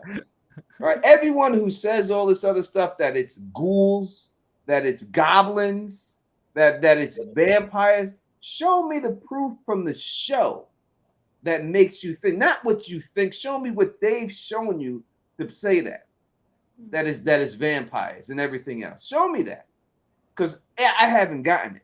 When people say that it's Norse mythology and Norse gods, show me the hammer of Thor being shown in the scene in the background to make you think it has something to do with that. Show me something there. Everything I've said, I've shown you evidence from the actual show itself. All right. So that's what I'm saying, bro. That's what I'm saying. You can come on, brother. I ain't gonna, and we can talk about that. All right, we can talk about that. So we'll get back to Jay. We'll get back to the end of the message here. 2 more episodes, they prove that it's closer to vampires than it is aliens. But here you go with this alien thing. I'm with you. You know what I'm saying? I'm with you. You know what I'm saying? But I'm still against you because I know it's not aliens. Let's get to it, y'all. Let's get to it. I think Boyd is in there. I think Boyd, the man that's against the wall, I think that's on his head. I don't think that man's there. I think somebody else dropped the rope, or the rope never even dropped at all, and he's still sitting in the middle of that thing. I don't know. I could be going crazy. I know it's not alien. Appreciate it, fellas. Appreciate the stream. Have a good. I don't know why it won't let me put up a poll from my phone. Do I have to do it from that? Yeah, unfortunately, you have to do it from like the desktop live chat. All right, let me shut my camera. I can. I don't do all that. So we're gonna talk about the guy with the guy here. Whoa. I can answer the question though, because somebody asked a little bit ago if I thought the red symbols were portals. Mm-hmm. And I mean, if it goes with my video game theory, like my Total Recall VR theory, it would make sense to me. And like they keep talking about a quest all the time, and I think we kind of like, I don't know, I thought we glossed over that. And I'm just like, I put a comment in Tony's video about what a quest is, and it's literally pulled from video games. Yep. Yeah, video games or D&D or something like that. Yeah. Which someone said Warcraft, and I think Ethan. Tony and I were talking about this a little bit the other night, but I think Ethan, everything he says is more important than you want to believe. But because it's coming from a kid, you easily just go, oh, because he's it's a quest. We need to do the Rammerschmugen and the Zuzuzu. You know, you're just like, oh, whatever, kid. Almost like Jade deals with them, but then eventually gets to a point where it goes, wait, what are you saying? You could see even the wheels in his mind go. Yeah, and Jim brings up. Jade also, from the beginning, brought up the fact that he created this game that made him all this money. Yep. Yeah. So there could definitely the Chromicall or whatever. Thank you, Sela. Yes, the puppet. He could have kicked the rope. The puppet dropped that rope. So some of the entities are using Nikola Tesla's technology to power the city in the talisman. There is something doing the power there. While we're waiting for Tony, let's get to a couple of our text messages. This is from Tammy C that says, I have a theory that Elgin is the younger version or an alternative universe Boyd. They look similar and they both are introduced in dark jackets, light shirts, and jeans. That's why he has vague memories of the place. I think there's more of an association between Elgin and Boyd's wife, in the sense that they're both able to tap into whatever, and I'm using a lost term, electromagnetism, which is the answer to everything in Lost, but whatever sort of science is going out there, like whatever waves are out there. I think Elgin and Boyd's wife had a certain connection to it and could feel it more than other people, and it drove them not crazier quicker or gets them. I think Elgin's going to probably be able to tame it and use it more than Boyd's wife did, but I think they both. I think the association is more towards Elgin and Boyd's wife, not Boyd, personally. All right, let me go back to the rope real quick because I wasn't here for that. All right, so there's either two things that happen with this rope, and listen again. You go back to my videos because people like mess with like this. Jay saying I'm wrong with the vampires and all this. I told you he was in a well, and y'all said, it can't be a well because it's square shaped. It was a well. Done deal. Got that right there, right? And I gave you the evidence. I told you that the rope came straight down the middle, and if it was tossed over the side, it would have been touching the side of the thing. But the fact that it came straight down from the middle as well, and it was. All right. The guy up there, how did he get the rope? It's only two ways this happens. All right. He either has some type of telekinetic powers that can move the rope and put it down there. That's what I think. Or there's somebody else was in the room. Listen, you could drive your car with your feet if you wanted to, but it doesn't make it right. And I don't think that man's toes was able to grab that thick ass rope and knock it down. There's just no way. That rope came all the way down there really fast. It hit Boyd in the face. It came so fast. He had to catch it. Right, that rope came down. That man's feet didn't flick that motherfucker. I don't care what type of goddamn toenails he had. I don't care if he could snatch a salmon. Those could be pretty long, Tony. Toenails. Tony, they could be There's those no way twisty he could- ones. They look like twisty straws. He could have had two of those twisty straw toenails. There's no way he could have done it. The toenails could've pulled that off. Someone in the That's live what chat. makes it feel like a video game, though, you guys. Like the guy hanging, like being handcuffed to the wall and stuff.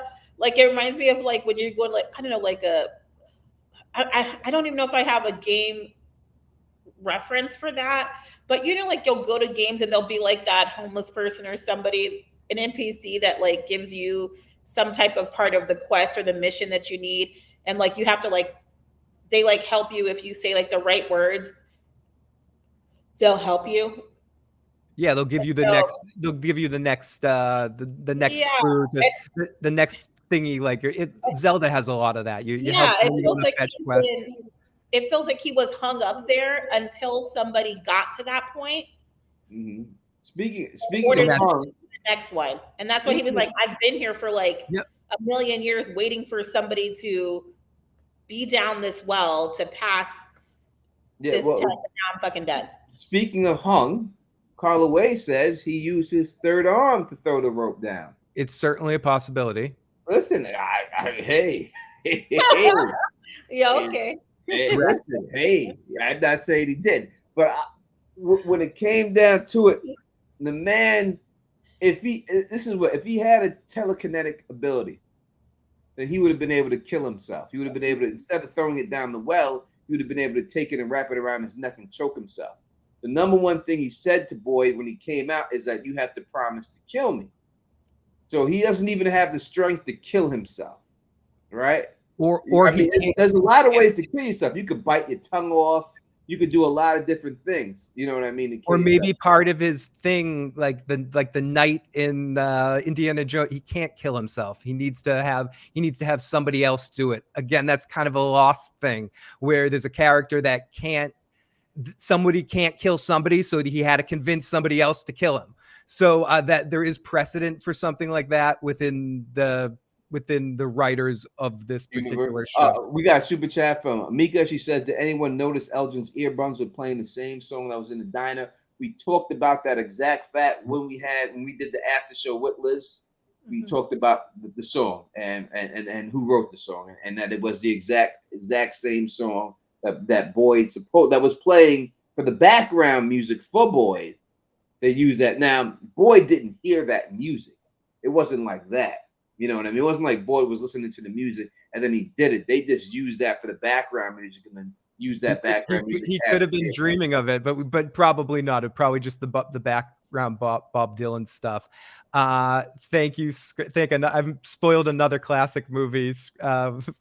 As I have Tape Shop, and yes, he used the Schwartz. But let's get to some of these voicemails because we still got a bunch. This is from area code 613. Hey, Tony. Hi, Phil. Hi, Anna.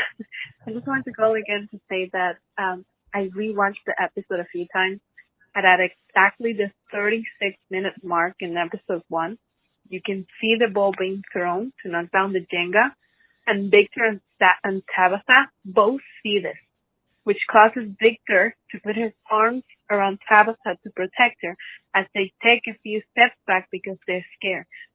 So Victor can see it. Thank you. Thank you, area code 613 for Wait going a second here. From what I remember the scene, that I remember, and she did get the snap on it, and she did say that she looked back. She just went and watched it. She just rewatched it. From what I remember, now I'm not doubting I tend to remember more what the caller said, just for like, because I thought they both saw it. It was like a bowling thing.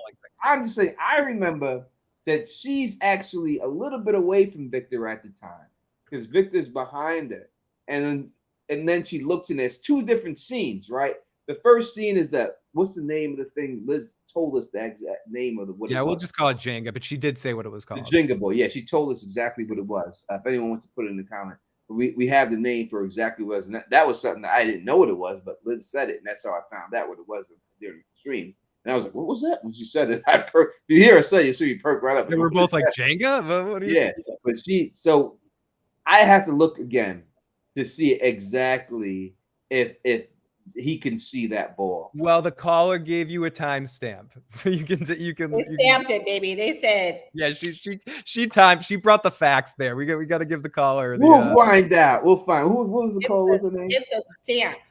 But it still does not explain. If Victor could see it, it doesn't explain how a daughter doesn't see the twins, and we know that for fact. The twins could be something completely different. I think whatever the force that rolled that ball, Victor saw the Jenga get knocked down. This is area code 305. Hey, this is Mika Lee. I called the other night, area code 205, and I know I sounded a little drunk, and I just wanted to call and apologize. I really enjoy your show, and I cannot wait to. Well, let's stop right there, real second. Code 2 it's a quick with. We're drinking too. Let's stop I right love you here. guys. Bye. This is a quick call. Yeah, listen. I'm drinking. Anna's drinking. Please sound drunk so that we don't. So. Tony, it may look like I'm drinking water, but I'm definitely not drinking water. We're all drinking. We're adults. We can drink all we want and say we want. So please call in drunk. You know what the motto of Tony Teflon to all you ladies, I always tell them, the more you drink, the better I look. So I have no problem with everyone drinking. Keep drinking. I have a similar thing, but it's with my bands. Like the drunker you are, the better my band sounds. So keep drinking. Keep going. As Mara says, we don't judge you on Teflon TV. Hell no. And we haven't taken shots yet. This isn't after dark, so a random cocktail's nothing compared to. Yeah, and Scraggo saying he turned up right now, right? Edibles are yummy as well. It's actually strange to see a bright background while talking to you, Anna. I'm only used to talking to you at night. I know. I need to listen to our last voicemail because I have to go. Okay, let's listen to one last voicemail for Anna. Guys, I have to go to a company dinner and pretend I want to hang out with people. But this is I'll try to get this is just the next one in line, but I don't know if it'll be the best last one for you, Anna. But here we go. Area code 347. This is Aaron calling from Brooklyn. Concern like inside the cage, there's some little holes with little balls like love. What happened? You were supposed to leave and Phil left. I thought you were gonna leave. And then also Phil left and shit. I guess you gotta stay. I wish I would have had my. You know how you have your thug mug? Yep. And so remember when I bought my gangster goblet? I'm like,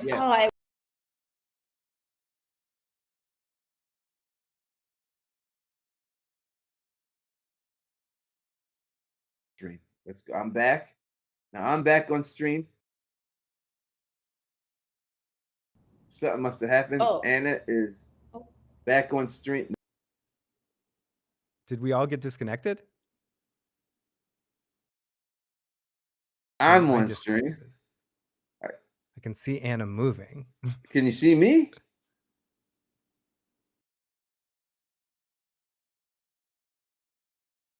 All right, that's done. Wait. Did everything shut down? Can you hear me, Anna? I can hear you. Can you hear me? Can you see me? Can people hear me in the live chat right now? Can you see me, Phil? You can see me, but am I the only one you can see? Can you see me? Because I see you. Oh, weird. Maybe it's me. Maybe my shit's all fucked up. All right. Can you see me? Because I see you, Phil. This is crazy. And everybody sees me and Phil, right, together. But Phil, I guess, doesn't see me for some reason and everything. We got all of you except Anna. Phil, you can't see me? Nope, you're mute. You can't hear you right now for some reason. Let me bring Anna on. Anna, can you see me? Yeah, I can see you and I can see Phil. All right. Phil's having some audio difficulties. We Well, can't hear him. Phil, get your shit together. Tony, thanks for having me. No, thank you for coming on. You're beautiful as always. Great to see you. Great to see you happy. You know, unfortunately, you got two teams in the NBA playoffs, so you got to pick one of them. Can you believe it? It really doesn't matter because when they face the Knicks, we'll beat them both. So we'll beat them both. You have to make it to the finals first to do that. You got to make it to the finals. Listen, one of my teams is going to be there. I'm good. I'm going to either get the Suns or the Nuggets. One of the two are going to be there. What if the Suns I'm have to play crossing like Golden fingers. State or something like that? And then what happens? We'll see. But yeah, thank you for having me. I love seeing you guys. I know normally people only see me during the nighttime, so this is like crazy for you. But now you see me through the day. It is. All right. Thank you. Anytime you want to come on, you know you can always come. All right. Bye, y'all. Bye, Phil. Bye. Phil's saying goodbye, but we can't hear him. He's saying goodbye. So Phil, we still can't hear you. Phil's working on. While Phil works on that, I will hold down everything else and everything else that we were talking about. Phil will be right back on when he gets all that situated. He is back on, but he's just popping on. It could be me. Maybe it's the system. StreamYard is just. I mean, not StreamYard. Well, now you did me too big. Can't be too big. It's got to be right there. That's the way. That's everything else. All right. Let's just keep. Tony's got to carry this thing. Well, you know, I'm used to doing stuff alone a lot, so it won't. It'll be just what it is and stuff like that. It'd be like old times when I was out here and everything else, and that's just the way it goes. All right, let's keep going through the episode and everything. And it seems like that I am slowing down also. Like, so it must be something to do. Let's look at this real quick. Let's look at the poll. The poll is saying that 83% of people are saying yes, and 18% is saying no. All right, so 82% of the people do want to come on Teflon TV. So we will do that. We will work on something for the next episode that we do on Sunday, every Sunday on the Escaping From podcast, or every Sunday on the Escaping From podcast, we will do a contest on that podcast to see if you want to come on and rock with us. I can hear you, Phil. Okay, yeah. I don't know. I don't know what happened. I don't know if it was just me, but everything went weird for a second. Yeah, it did. It definitely did. But yeah, so Anna said bye. So we'll definitely do that in the Escaping From podcast. We'll come up with something. If someone wants to come on and rock with us, we'll say that they could stay with us for 20 minutes or so and rock with us for 20 minutes, and then they can jump on and jump off after that. We'll have them come on. And we'll have them come on the Wednesday cast. Yeah, the Wednesday stream. We'll do it on Sunday, and then we'll have them come on the Wednesday stream on this one. Think of a cool trivia thing or something. We'll award a best voicemailer of the night. Something we'll figure out. But yeah, we'll definitely do something. Let's get, now that I'm here, before we get any more technical difficulties. Sorry about that if it was on me or on whatever. Let's get to some more voicemails or some text messages until Tony gets back. 410 says the Jenga blocks are an insuck or insus shock or something like that. Suck. Okay, I mispronounced it, but it's something like that. 207 says the old man's shackles are loose. He can slip out. I thought about that as well. 207. Could he have slipped out and slipped back in? I tend to think he did something moving with his mind. There's some sort of he has some telekinetic ability of some sort Thank you. Tony's not actually gone though. He just went to go grab another drink or give a drink back to the world.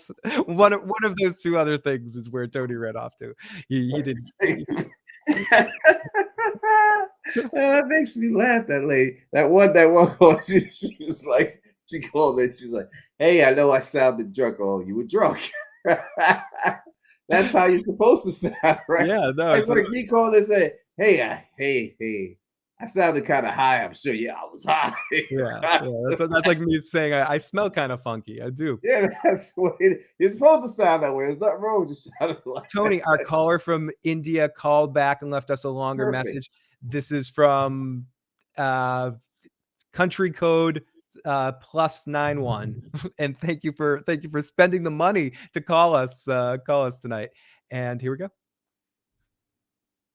All right, awesome. That worked. Okay, hi. So I'm Nishant from India.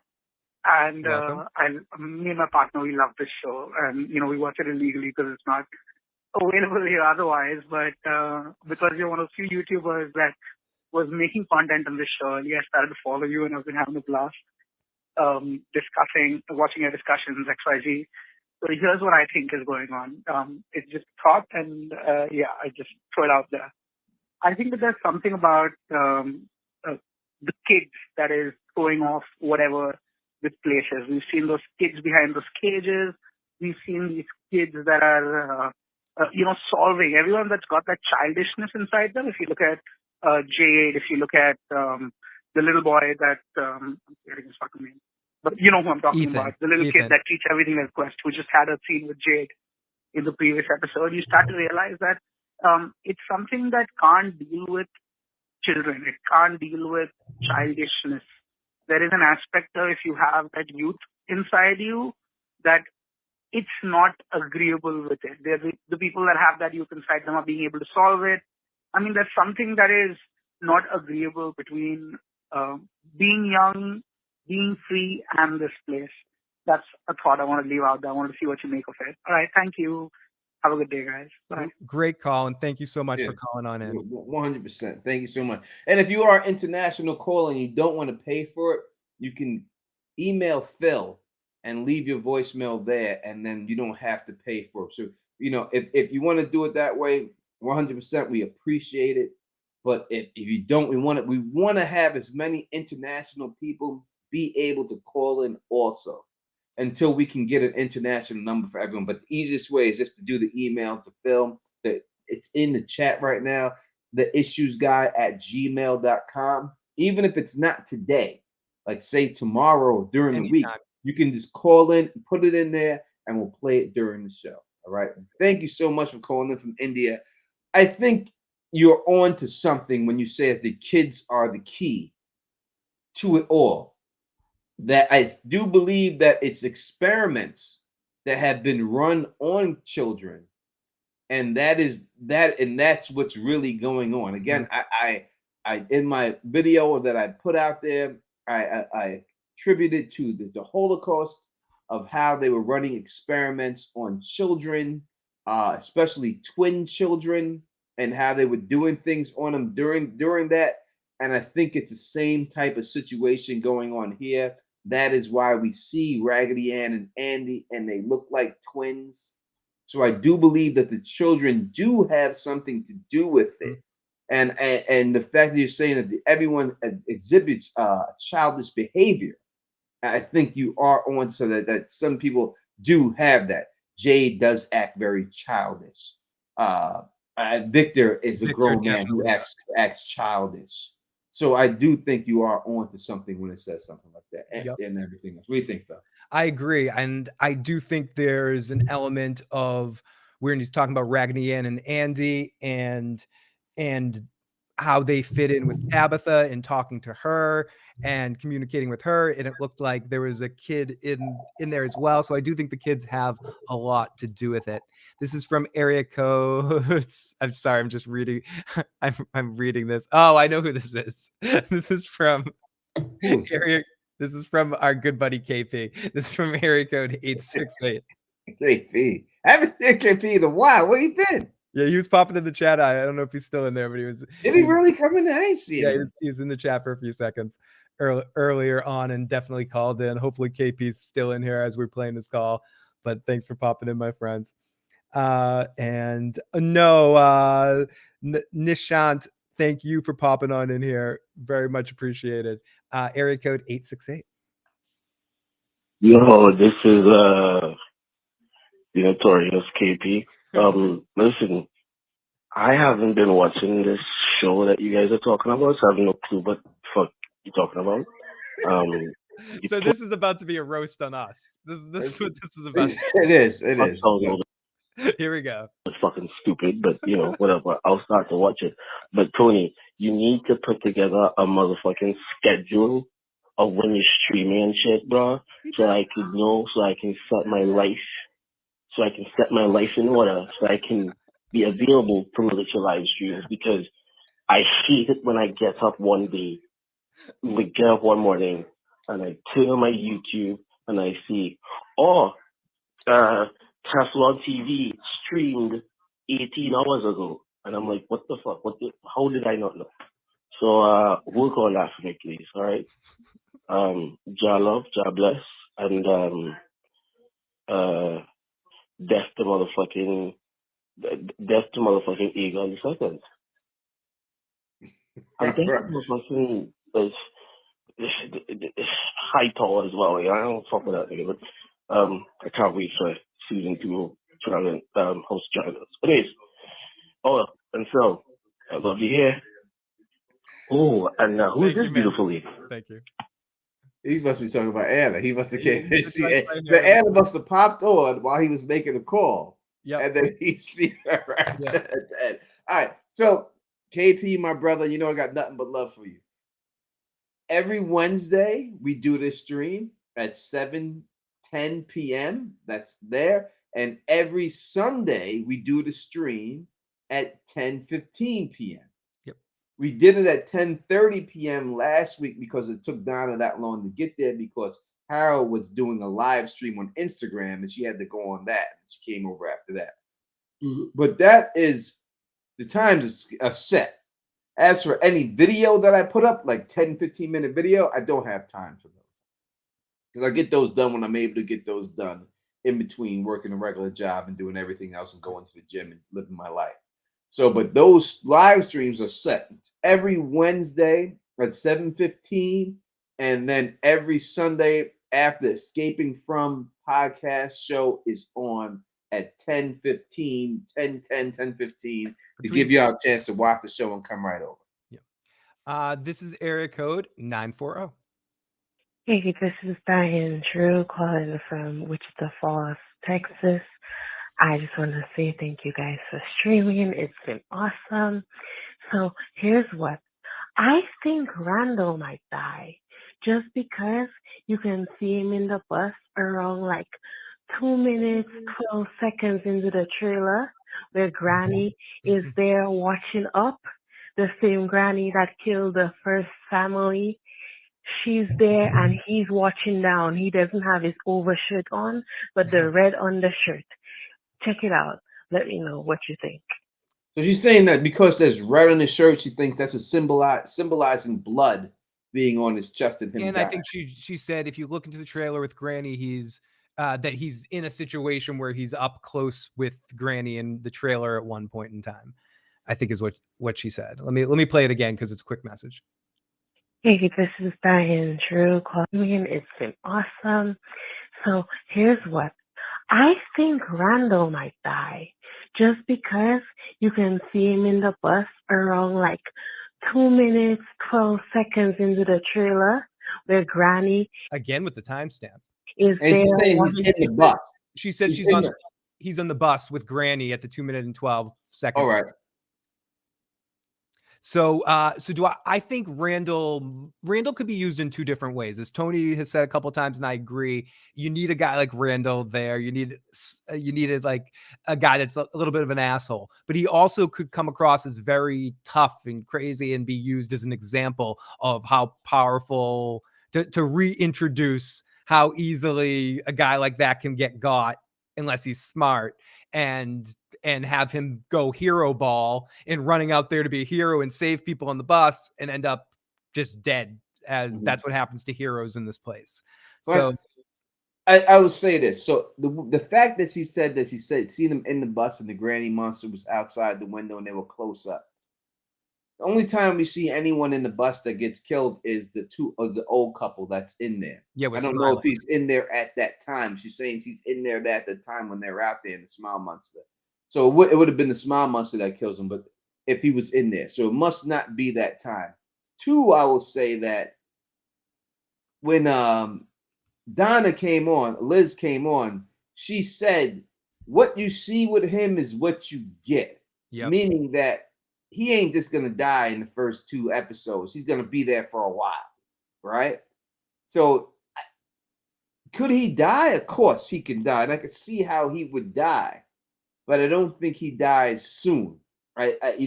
His brashness may get him killed in the end.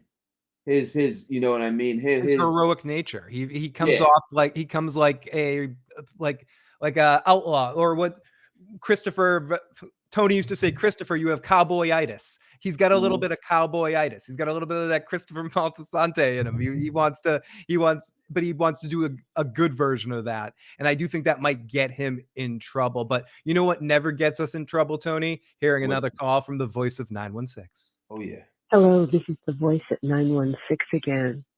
When we were talking about the newcomers and who will survive and who won't, and who will replace those of our regulars who have died, that kind of triggered a thought for me that Ethan had been talking about regarding a quest. He said, I believe on this last episode, that everyone has a part to play, and that whoever is not in the episode that time was out doing their part. And I think that between Jade and Ethan believes that this is a whole magical quest, that everyone has something to solve and to find in this quest. And from his point of view, it's magic. And Jade looks at it as a scientific problem. How do we figure out what these things are, how to deal with them, and how to get home from a scientific perspective? But if you blend both of them together, magic is just science undiscovered. Yep. So there might be a marrying of both magic and science by the time we're all done with this. That's just an overview of the big picture. I don't have the details worked out yet.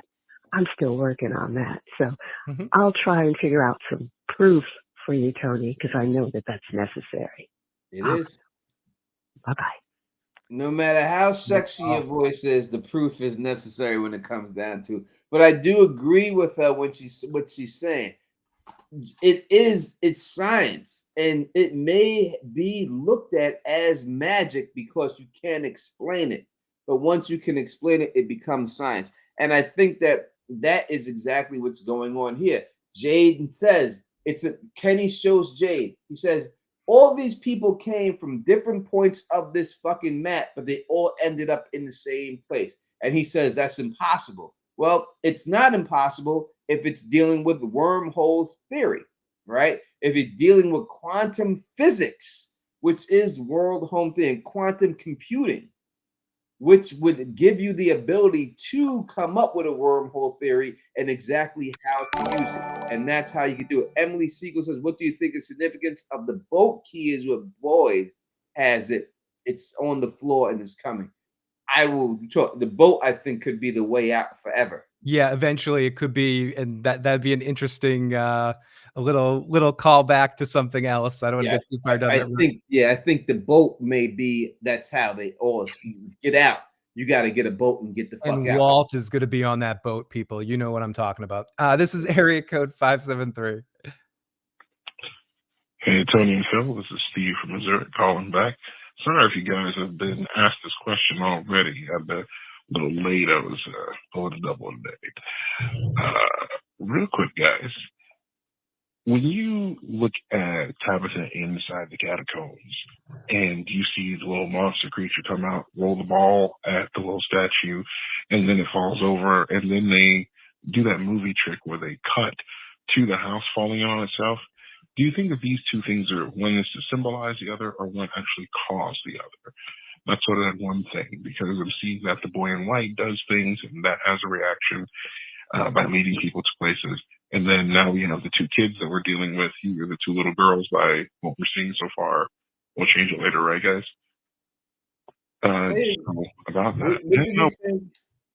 I got to rewind that. I missed it for a second. Rewind, I didn't understand. Say it again. Let me play it again. So Let me play it from the middle point again. Let's see. It falls over, and then they do that movie trick where they cut to the house falling on itself. Do you think right before that? What do you say? Because it was a little before that. Real quick, guys. When you look at Tabitha inside the catacombs and you see the little monster creature come out, roll the ball at the little statue, and then it falls over, and then they do that movie trick where they cut to the house falling on itself. Yep. Do you think that these two things are, one is to symbolize the other, or one actually caused the other? Ooh. That's sort of that one thing, because I'm seeing that the boy in white does things, and that has a reaction. Okay, I'm going to play the rest of the message, but I like that. That maybe knocking that down. I didn't even think of that. That is really good. I didn't even think of that. That is me neither. That's really good. I'm not saying that that's the case, but that's really good. Who said that? I'm gonna have to put that in the video. I gotta give him credit for it though. Who said that? I think as I'm going by when somebody put in capital letters. Well, hello, Steve has a great radio voice. Steve, if you don't do radio, you should. Yes, Steve has a good radio voice. All right, we'll give Steve credit for that, because I didn't see that. I seen the guy have the seizures and then the house fall on itself. I didn't see the ball hit it in the house falling. Right, I'd have to watch to see the timing, but if the timing of that's right, that's a great pickup. It is a great pick, but I didn't see it. What I seen was the guy had the seizure. He fell to the ground, had the seizure. Again, if you put that all together, could the ball with the house falling down not just be the house? Could it be the seizure? Yeah, could have sent out the wave of whatever science magic, electromagnetic whatever, and that caused it all in one stretch. And whoever rolled that ball is our villain. I just remember him going to the seizure, and when the seizure came, that's when the house fell down. I don't remember the Jenga ball causing the house to fall down. Exactly. I'd have to rewatch it. Luna asks, what do you think of the significance of the ravens on Eldritch? I think the ravens are significant in general, and the fact they were on his shirt is more evidence of his connection to this place. I think you're right. Keep going. No, just that. I just think it's just more evidence for his connection to the place. The ravens are the people that are being held hostage, that are talking to Sarah, that says they've been stuck there for a long time. I like that. Those are the ravens, the people that talk to Sarah, the ones who are putting the messages in the radio. They're in the ravens. They're the ones seeing everything. That's why they're able to see. When you see the Father Khatri, when he says he buried this situation, they seen the burial. How'd they see the burial? Because they were in the raven's eyes, kind of like Bran Stark is, or Blood Raven is. Yep. They're in there and they're looking over on everyone. Not dissimilar. That's why when you see the ravens dead inside the cave and you see that rats eating it, it's because the ravens were caught. That one raven got caught by the monster and they brought it in the cave and killed it. And then the rats were eating the dead body of it and stuff. But the ravens are the people that are looking over them. Again, there's 4 sets of people. They're the human beings that are there. They're the creatures that we see inside there. There's the ones that are being held captive that Sarah's talking to, and there's one above them all that's playing the full game. That is what's going on. 4 sets of people in there, or whatever they are. 4 of them now. Quick, I just want to quickly answer Mr. Freeman's question. I think it is Jade. I think Jade's the lock. Area code 573. By leading people to places. And then now we have the 2 kids that we're dealing with here, the 2 little girls, by what we're seeing so far. We'll change it later, right, guys? So about that. And one more quick one here. Tony, I know that you love talking about how recently how now that we've seen the creatures, we can see like the veins and all the other stuff, all these little details and whatnot. Do you think that the fact that you say the blood is thick, do you think that's the reason why they move so damn slow? It's that they got thick blood, as they like to say. All right, guys, appreciate you, and sorry about being late, and sorry if I made you give me a repeat question. Have a good day, guys. No. You can send them in anytime. We got over 200 people watching. Make sure you hit the thumbs up for your boys. We really appreciate y'all being out here with us this late in the evening. I don't know if the thick blood is what makes them walk slow. I think that the blood is more of a transfusion that turned them into what they were. Now, look, is that blood transfusion that the aliens and it gives them the ability to glamour? Could be. Could they be have humans infused with alien blood and that turns them into that? Could be. But there's definitely significance with the blood. There's no reason for them to show that blood, that thick, that dark blood, unless there's something going on with it in the end. It just makes no sense to have that pointed out on every creature. Even the shorty who's sitting behind me right now, you can see in her legs. You know what I mean? And listen, that lady in who plays her when she's not looking like this, she's good looking. I've seen it. Hey, that's a good looking chick. You know what I mean? Right here, laying down, not so much. But you know, but if I got drunk, no, I wouldn't do it. So if you're thinking that question, people may be asking that. So I just want to put that out the way that that's not the case. But I don't know if it doesn't make them, if it makes them if it makes them walk slow. I don't know if that's the thing that makes them walk slow. And Emily, I was trying to think of what I could do on my channel to talk about from. Maybe I'll do a lost from character comparison kind of video at some point because I'd like to break that down. There's no 1-for-1s except Boyd is kind of a jack in some ways. But I do think our Ben probably hasn't been introduced yet, and it could be the guy that was hanging up that helped Boyd out, and this could all be a ruse of some kind, and he could very much be a more manipulative kind of creature. And again, I know some people say this show, it's not necessarily a 1-for-1, but it's fun to compare because it's obviously has some, or I feel like it has some influences taken from another great show. So especially with how well I'm caring about the characters. So I do think if we're going down that route, I think Jade is kind of Sawyer-ish, could be a Sawyer-ish kind of character. Anyways, but maybe I'll do a video like that so I don't waste people's time on those kind of things. Area code 613, very quick. Hi, Tony. Hi, Phil. I would like to know if you guys have any theory on how can they control the weather to make it rain? Thank you. Again, I'll pass this over to Tony in a second. My perspective right now is I'm working that there's a control room somewhere that they have environmental controls, that they have it's Truman Show-ish in my mind right now.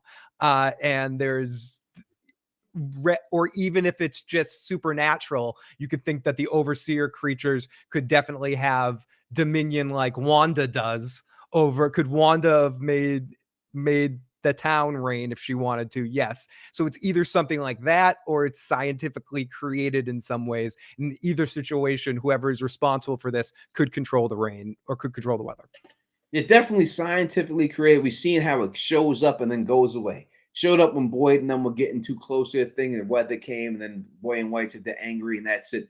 It's just a deterrent, basically. You know what I mean? And it showed up again. You know, they seen him and the lady was dancing it and everything else as a deterrent to make it look natural.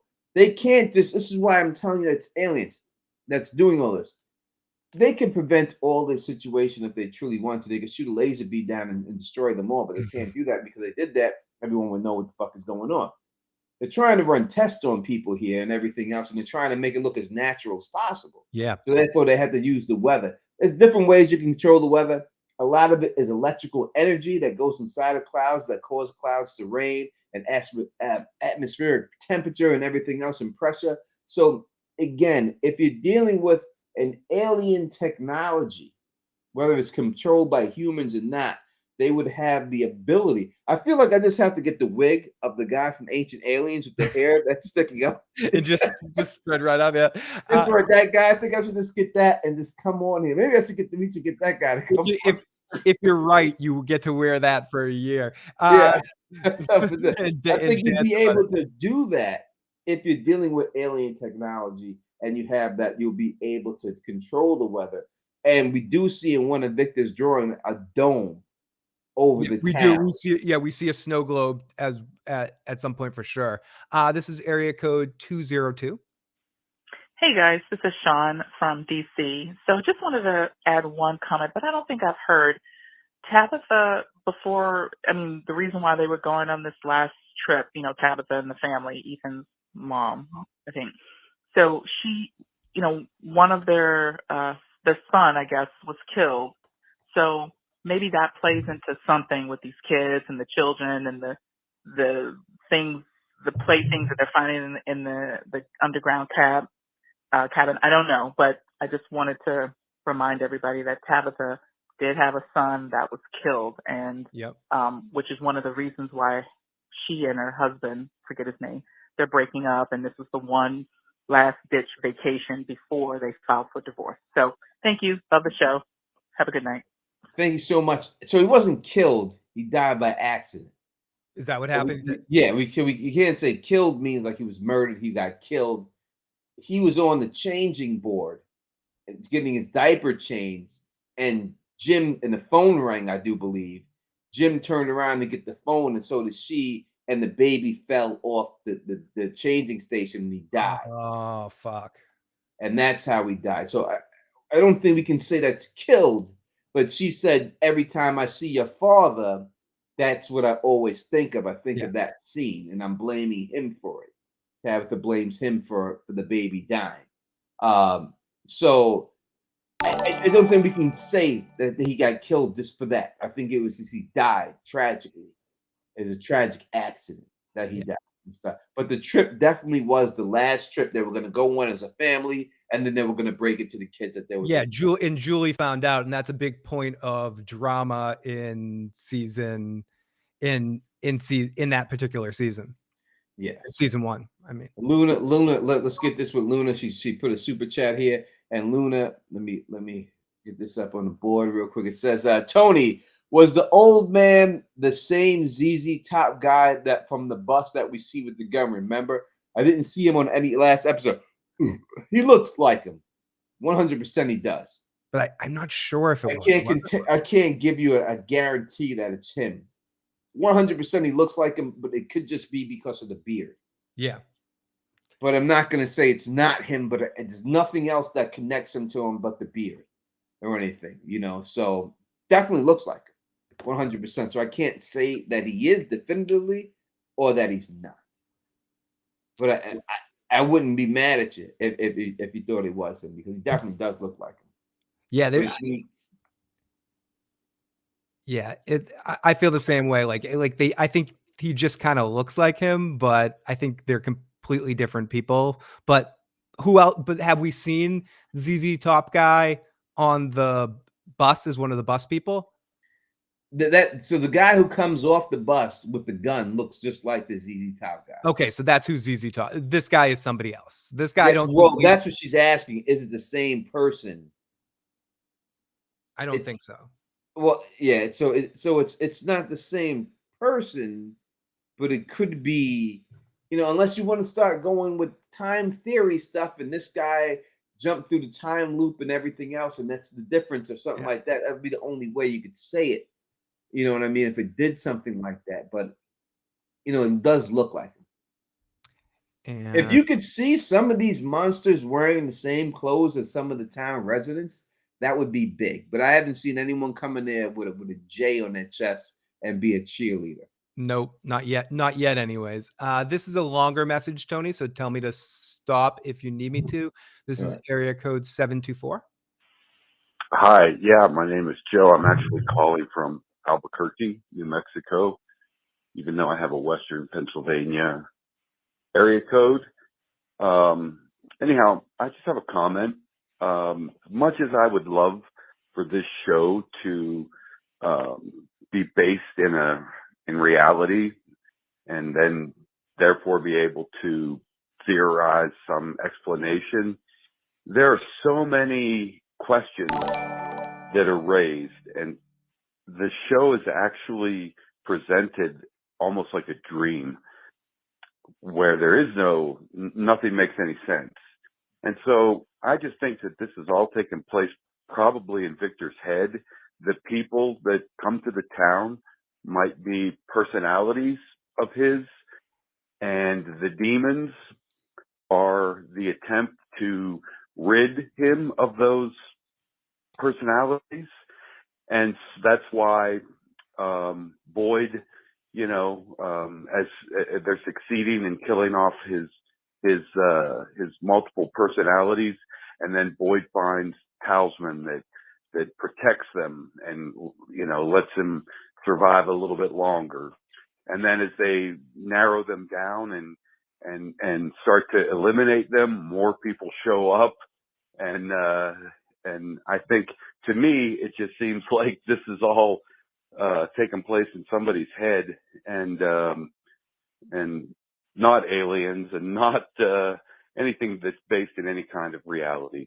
It's a work in progress, this theory, but I think if you try to answer where the electricity comes from and why the music's playing and the trees and all the other things that get thrown at us, you'll never be able to tie all of those together, nor will the writers ever be able to tie all that stuff together.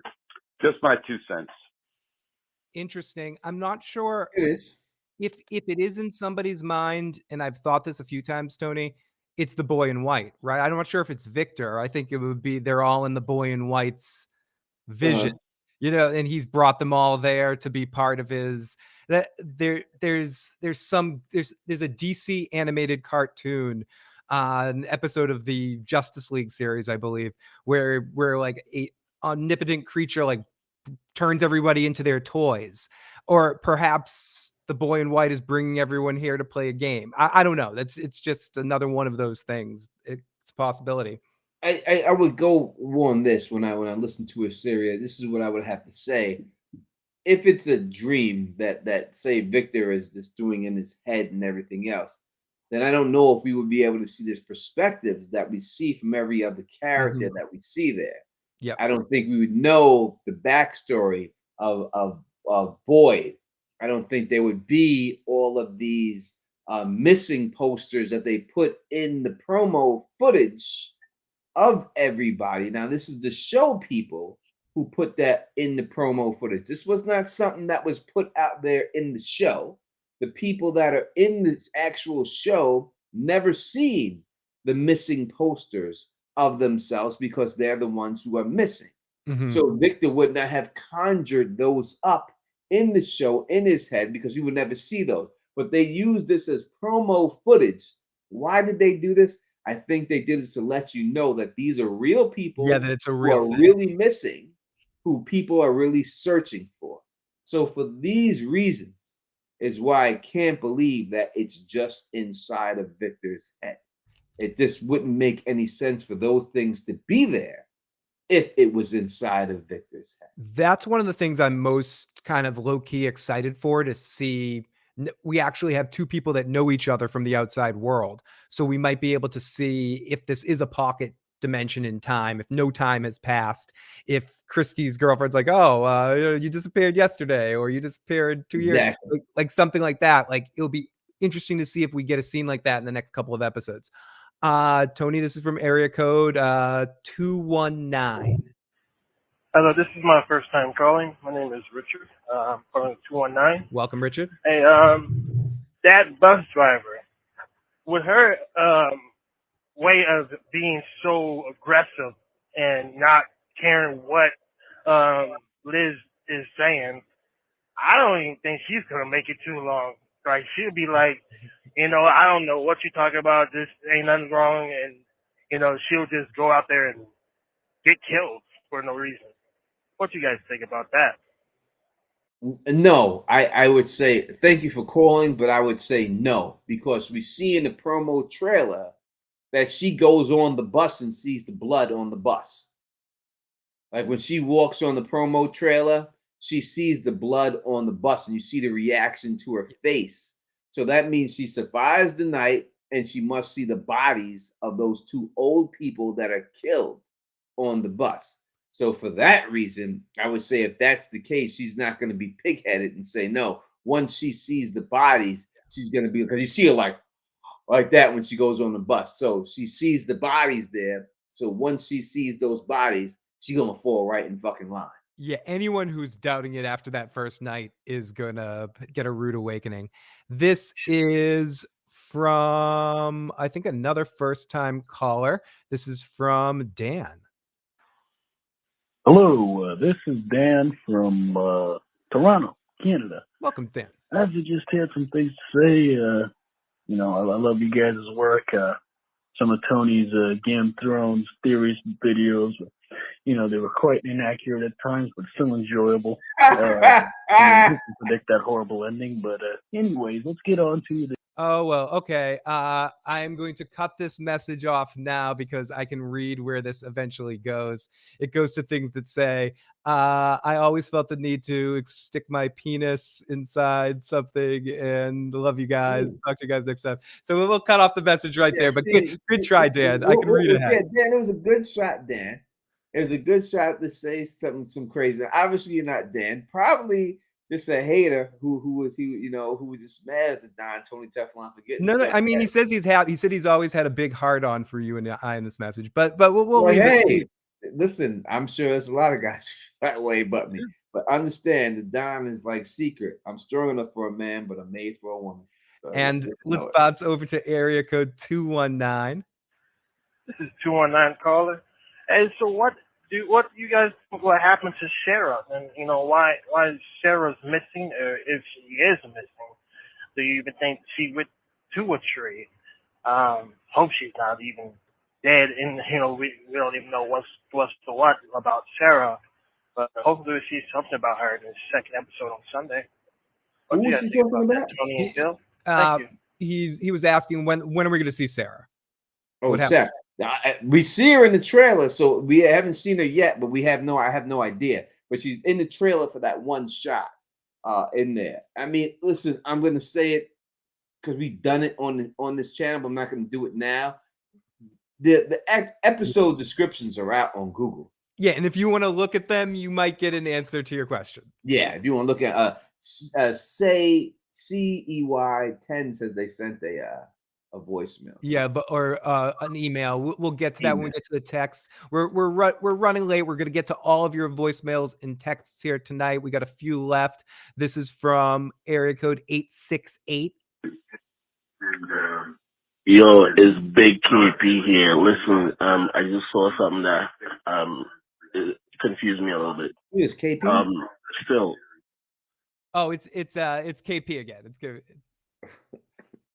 KP, we're gonna save it. We'll save it. Yeah, we'll save that. And thank you for subscribing to the channel. Appreciate it. Now I'm gonna be like, sounded drunk up there. Well, maybe because you was drunk.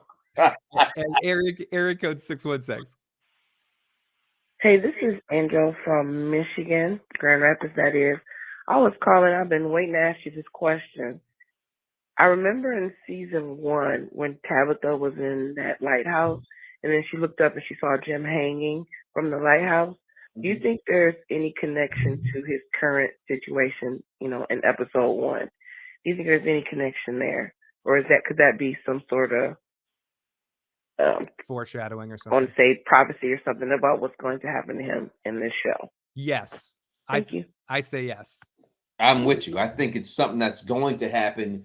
And again, it's the same thing. So when we look at that, the way Jim was hanging down there and he screamed, that's the same dream that the nurse had when she was inside saving him.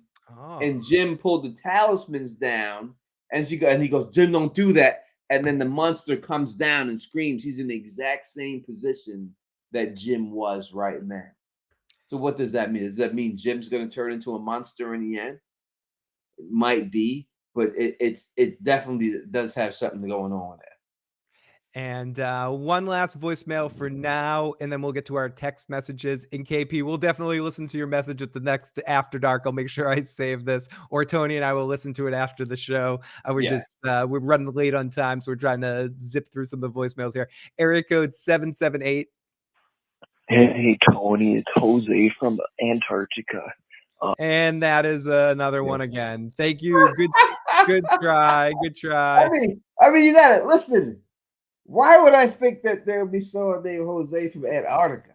I mean, of all places to pick, like Jose, say something like and troll, like you don't have your first. I don't want to give you advice, but have your first sentence be the troll, because it's the second sentence. It's Tony. It's Jose from Antarctica. I want to hold you down and peel your penis lips apart. So I think it's something like that. But anyways, let's move on to our text message and keep. I don't think my lips would be described. I have pretty big lips, and I don't think they would ever be described that way. But listen, you got to do better. We got to do better than that. Let's get to some of our text messages. I agree with one of Teflon's new videos. I do think that Boyd will eventually turn into a monster, because in season 2 trailer, Fatima is devastated looking out at somebody. Also, that ballerina music box is a clue, because weirdly her hands are behind her, and that's not normal. I can zip through a couple of these text messages. 240, it's Jacob and the Man in Black still playing the island games. It's very, very possible. 240. In the first episode, one of the monsters and Katie acted like they knew each other. Or am I wrong? If I'm part of they didn't act like they knew each other. He said to her, "Don't you recognize me?" Oh, okay. To Julie. And then she glanced at him, and that's when he grabbed. She goes, "Julie, don't you recognize me?" And he said her name. But then we seen later when they killed Trudy, Trudy said, "You know my name," and then they said, "We know all your names." Yep. And this person also agrees with your solid snake cardboard box strategy. Sean says, "Hey, this is Sean from California. I watch every breakdown episode you do. Love you guys and love the show from." Thank you, 479.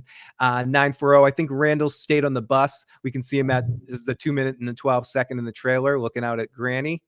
We talked about that earlier. Man, you know that boat has been repoed. The Jenga blocks are in INUKSUK. And 207 adds, the house is down before the ball is shown.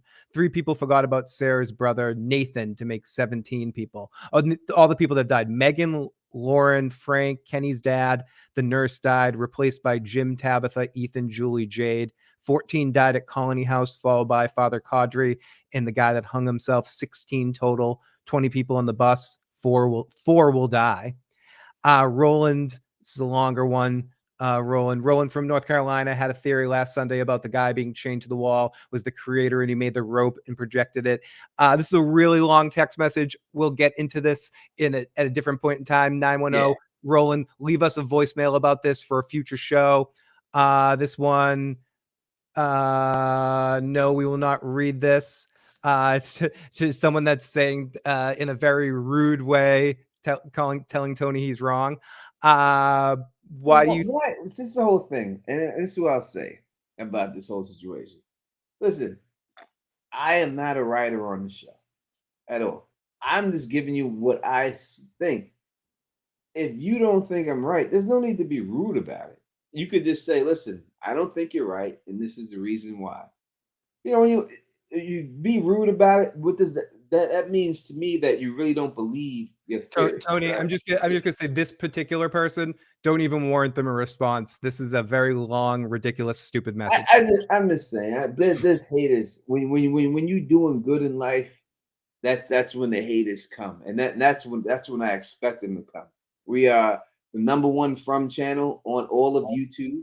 We have a good community here on our live streams.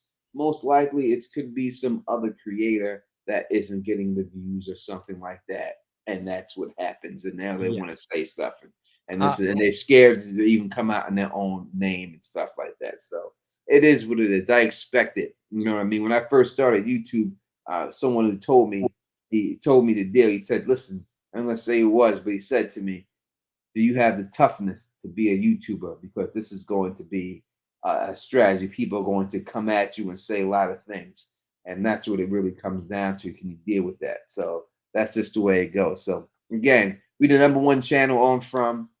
We got a beautiful community here. People can hate all they want. You can send in your things that are never going to get played.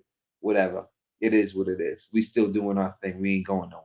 And a couple of more. Why do you think the people are from the United States or Canada? We have no people from Russia or Japan or anywhere else. Is it something to do with people just from the continental United States, Tony? Say it again. Why are there only people apparently from It's the just from the United States. Yeah. It's the map that they showed is only people from the United States.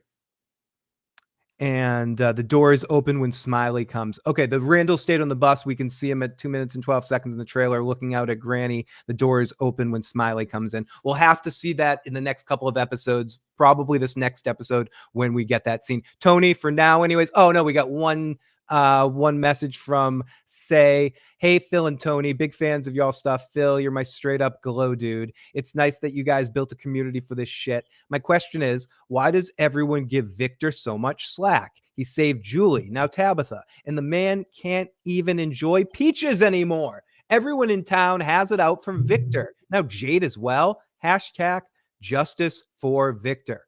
Also, I believe Boyd might be turning into a monster, but I hope not. He's one of the few residents who's not just sitting around, but actually taking initiative. So it'd be sad to lose him. Kind regards from a fan from Belgium. Thank you so much for calling in. I think if Boyd does turn, it will be in the last episode. I think he's our hero all the way through. Yeah. And again, even if he's about to turn, doesn't mean he fully turns. They could find a cure for him before it happens, right? So it doesn't mean he could be on his verge to do it and everything else, and they figure it out.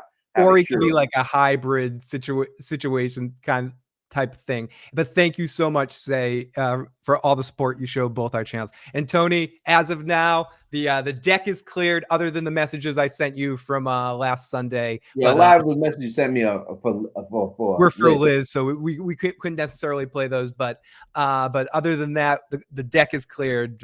So the lines are shut off for the night. Yeah, and that's what everyone's saying. Listen, it's not science. You're wrong, but I'm not going to argue with you about it. You feel the way you want to feel. Give me facts. Don't give me what you think. Give me facts that prove your theory, because that's what I give you. I give you facts. I mean, anything video I ever make or anything, I give you the facts from the show itself. I don't give you my opinion or my thoughts. I give you facts. Even when it goes to magical mysticism, I give you those facts. Even though it's not what I think it is, I'll still put those out there. Yeah. So this put out there, don't say I'm wrong just because you think it. Show me in the show itself where it proves your point. And when you do that, then I can respect what you're saying. Until then, I do respect that you think it's something, but you're not backing it up with anything, but just your gut instinct. It has to be more than your gut. And that's what it is. All right. So this week we have Jasmine, the probably best looking Molly Ducksworth. Molly Duckworth, I think her name is in real life. She'll be on with us, rocking with us on the Escaping From show. So make sure you tune into that at 10 p.m. Eastern time, right after the episode airs. She'll be on here rocking with us, breaking down the episode, talking about her time on the set and everything else and how it is being Monster. We'll have that going on and everything else, right? Next, after that, we should be Victor. Will be on. The actor who plays Victor will be on after that, and I'll give you updates of every Dunsworth.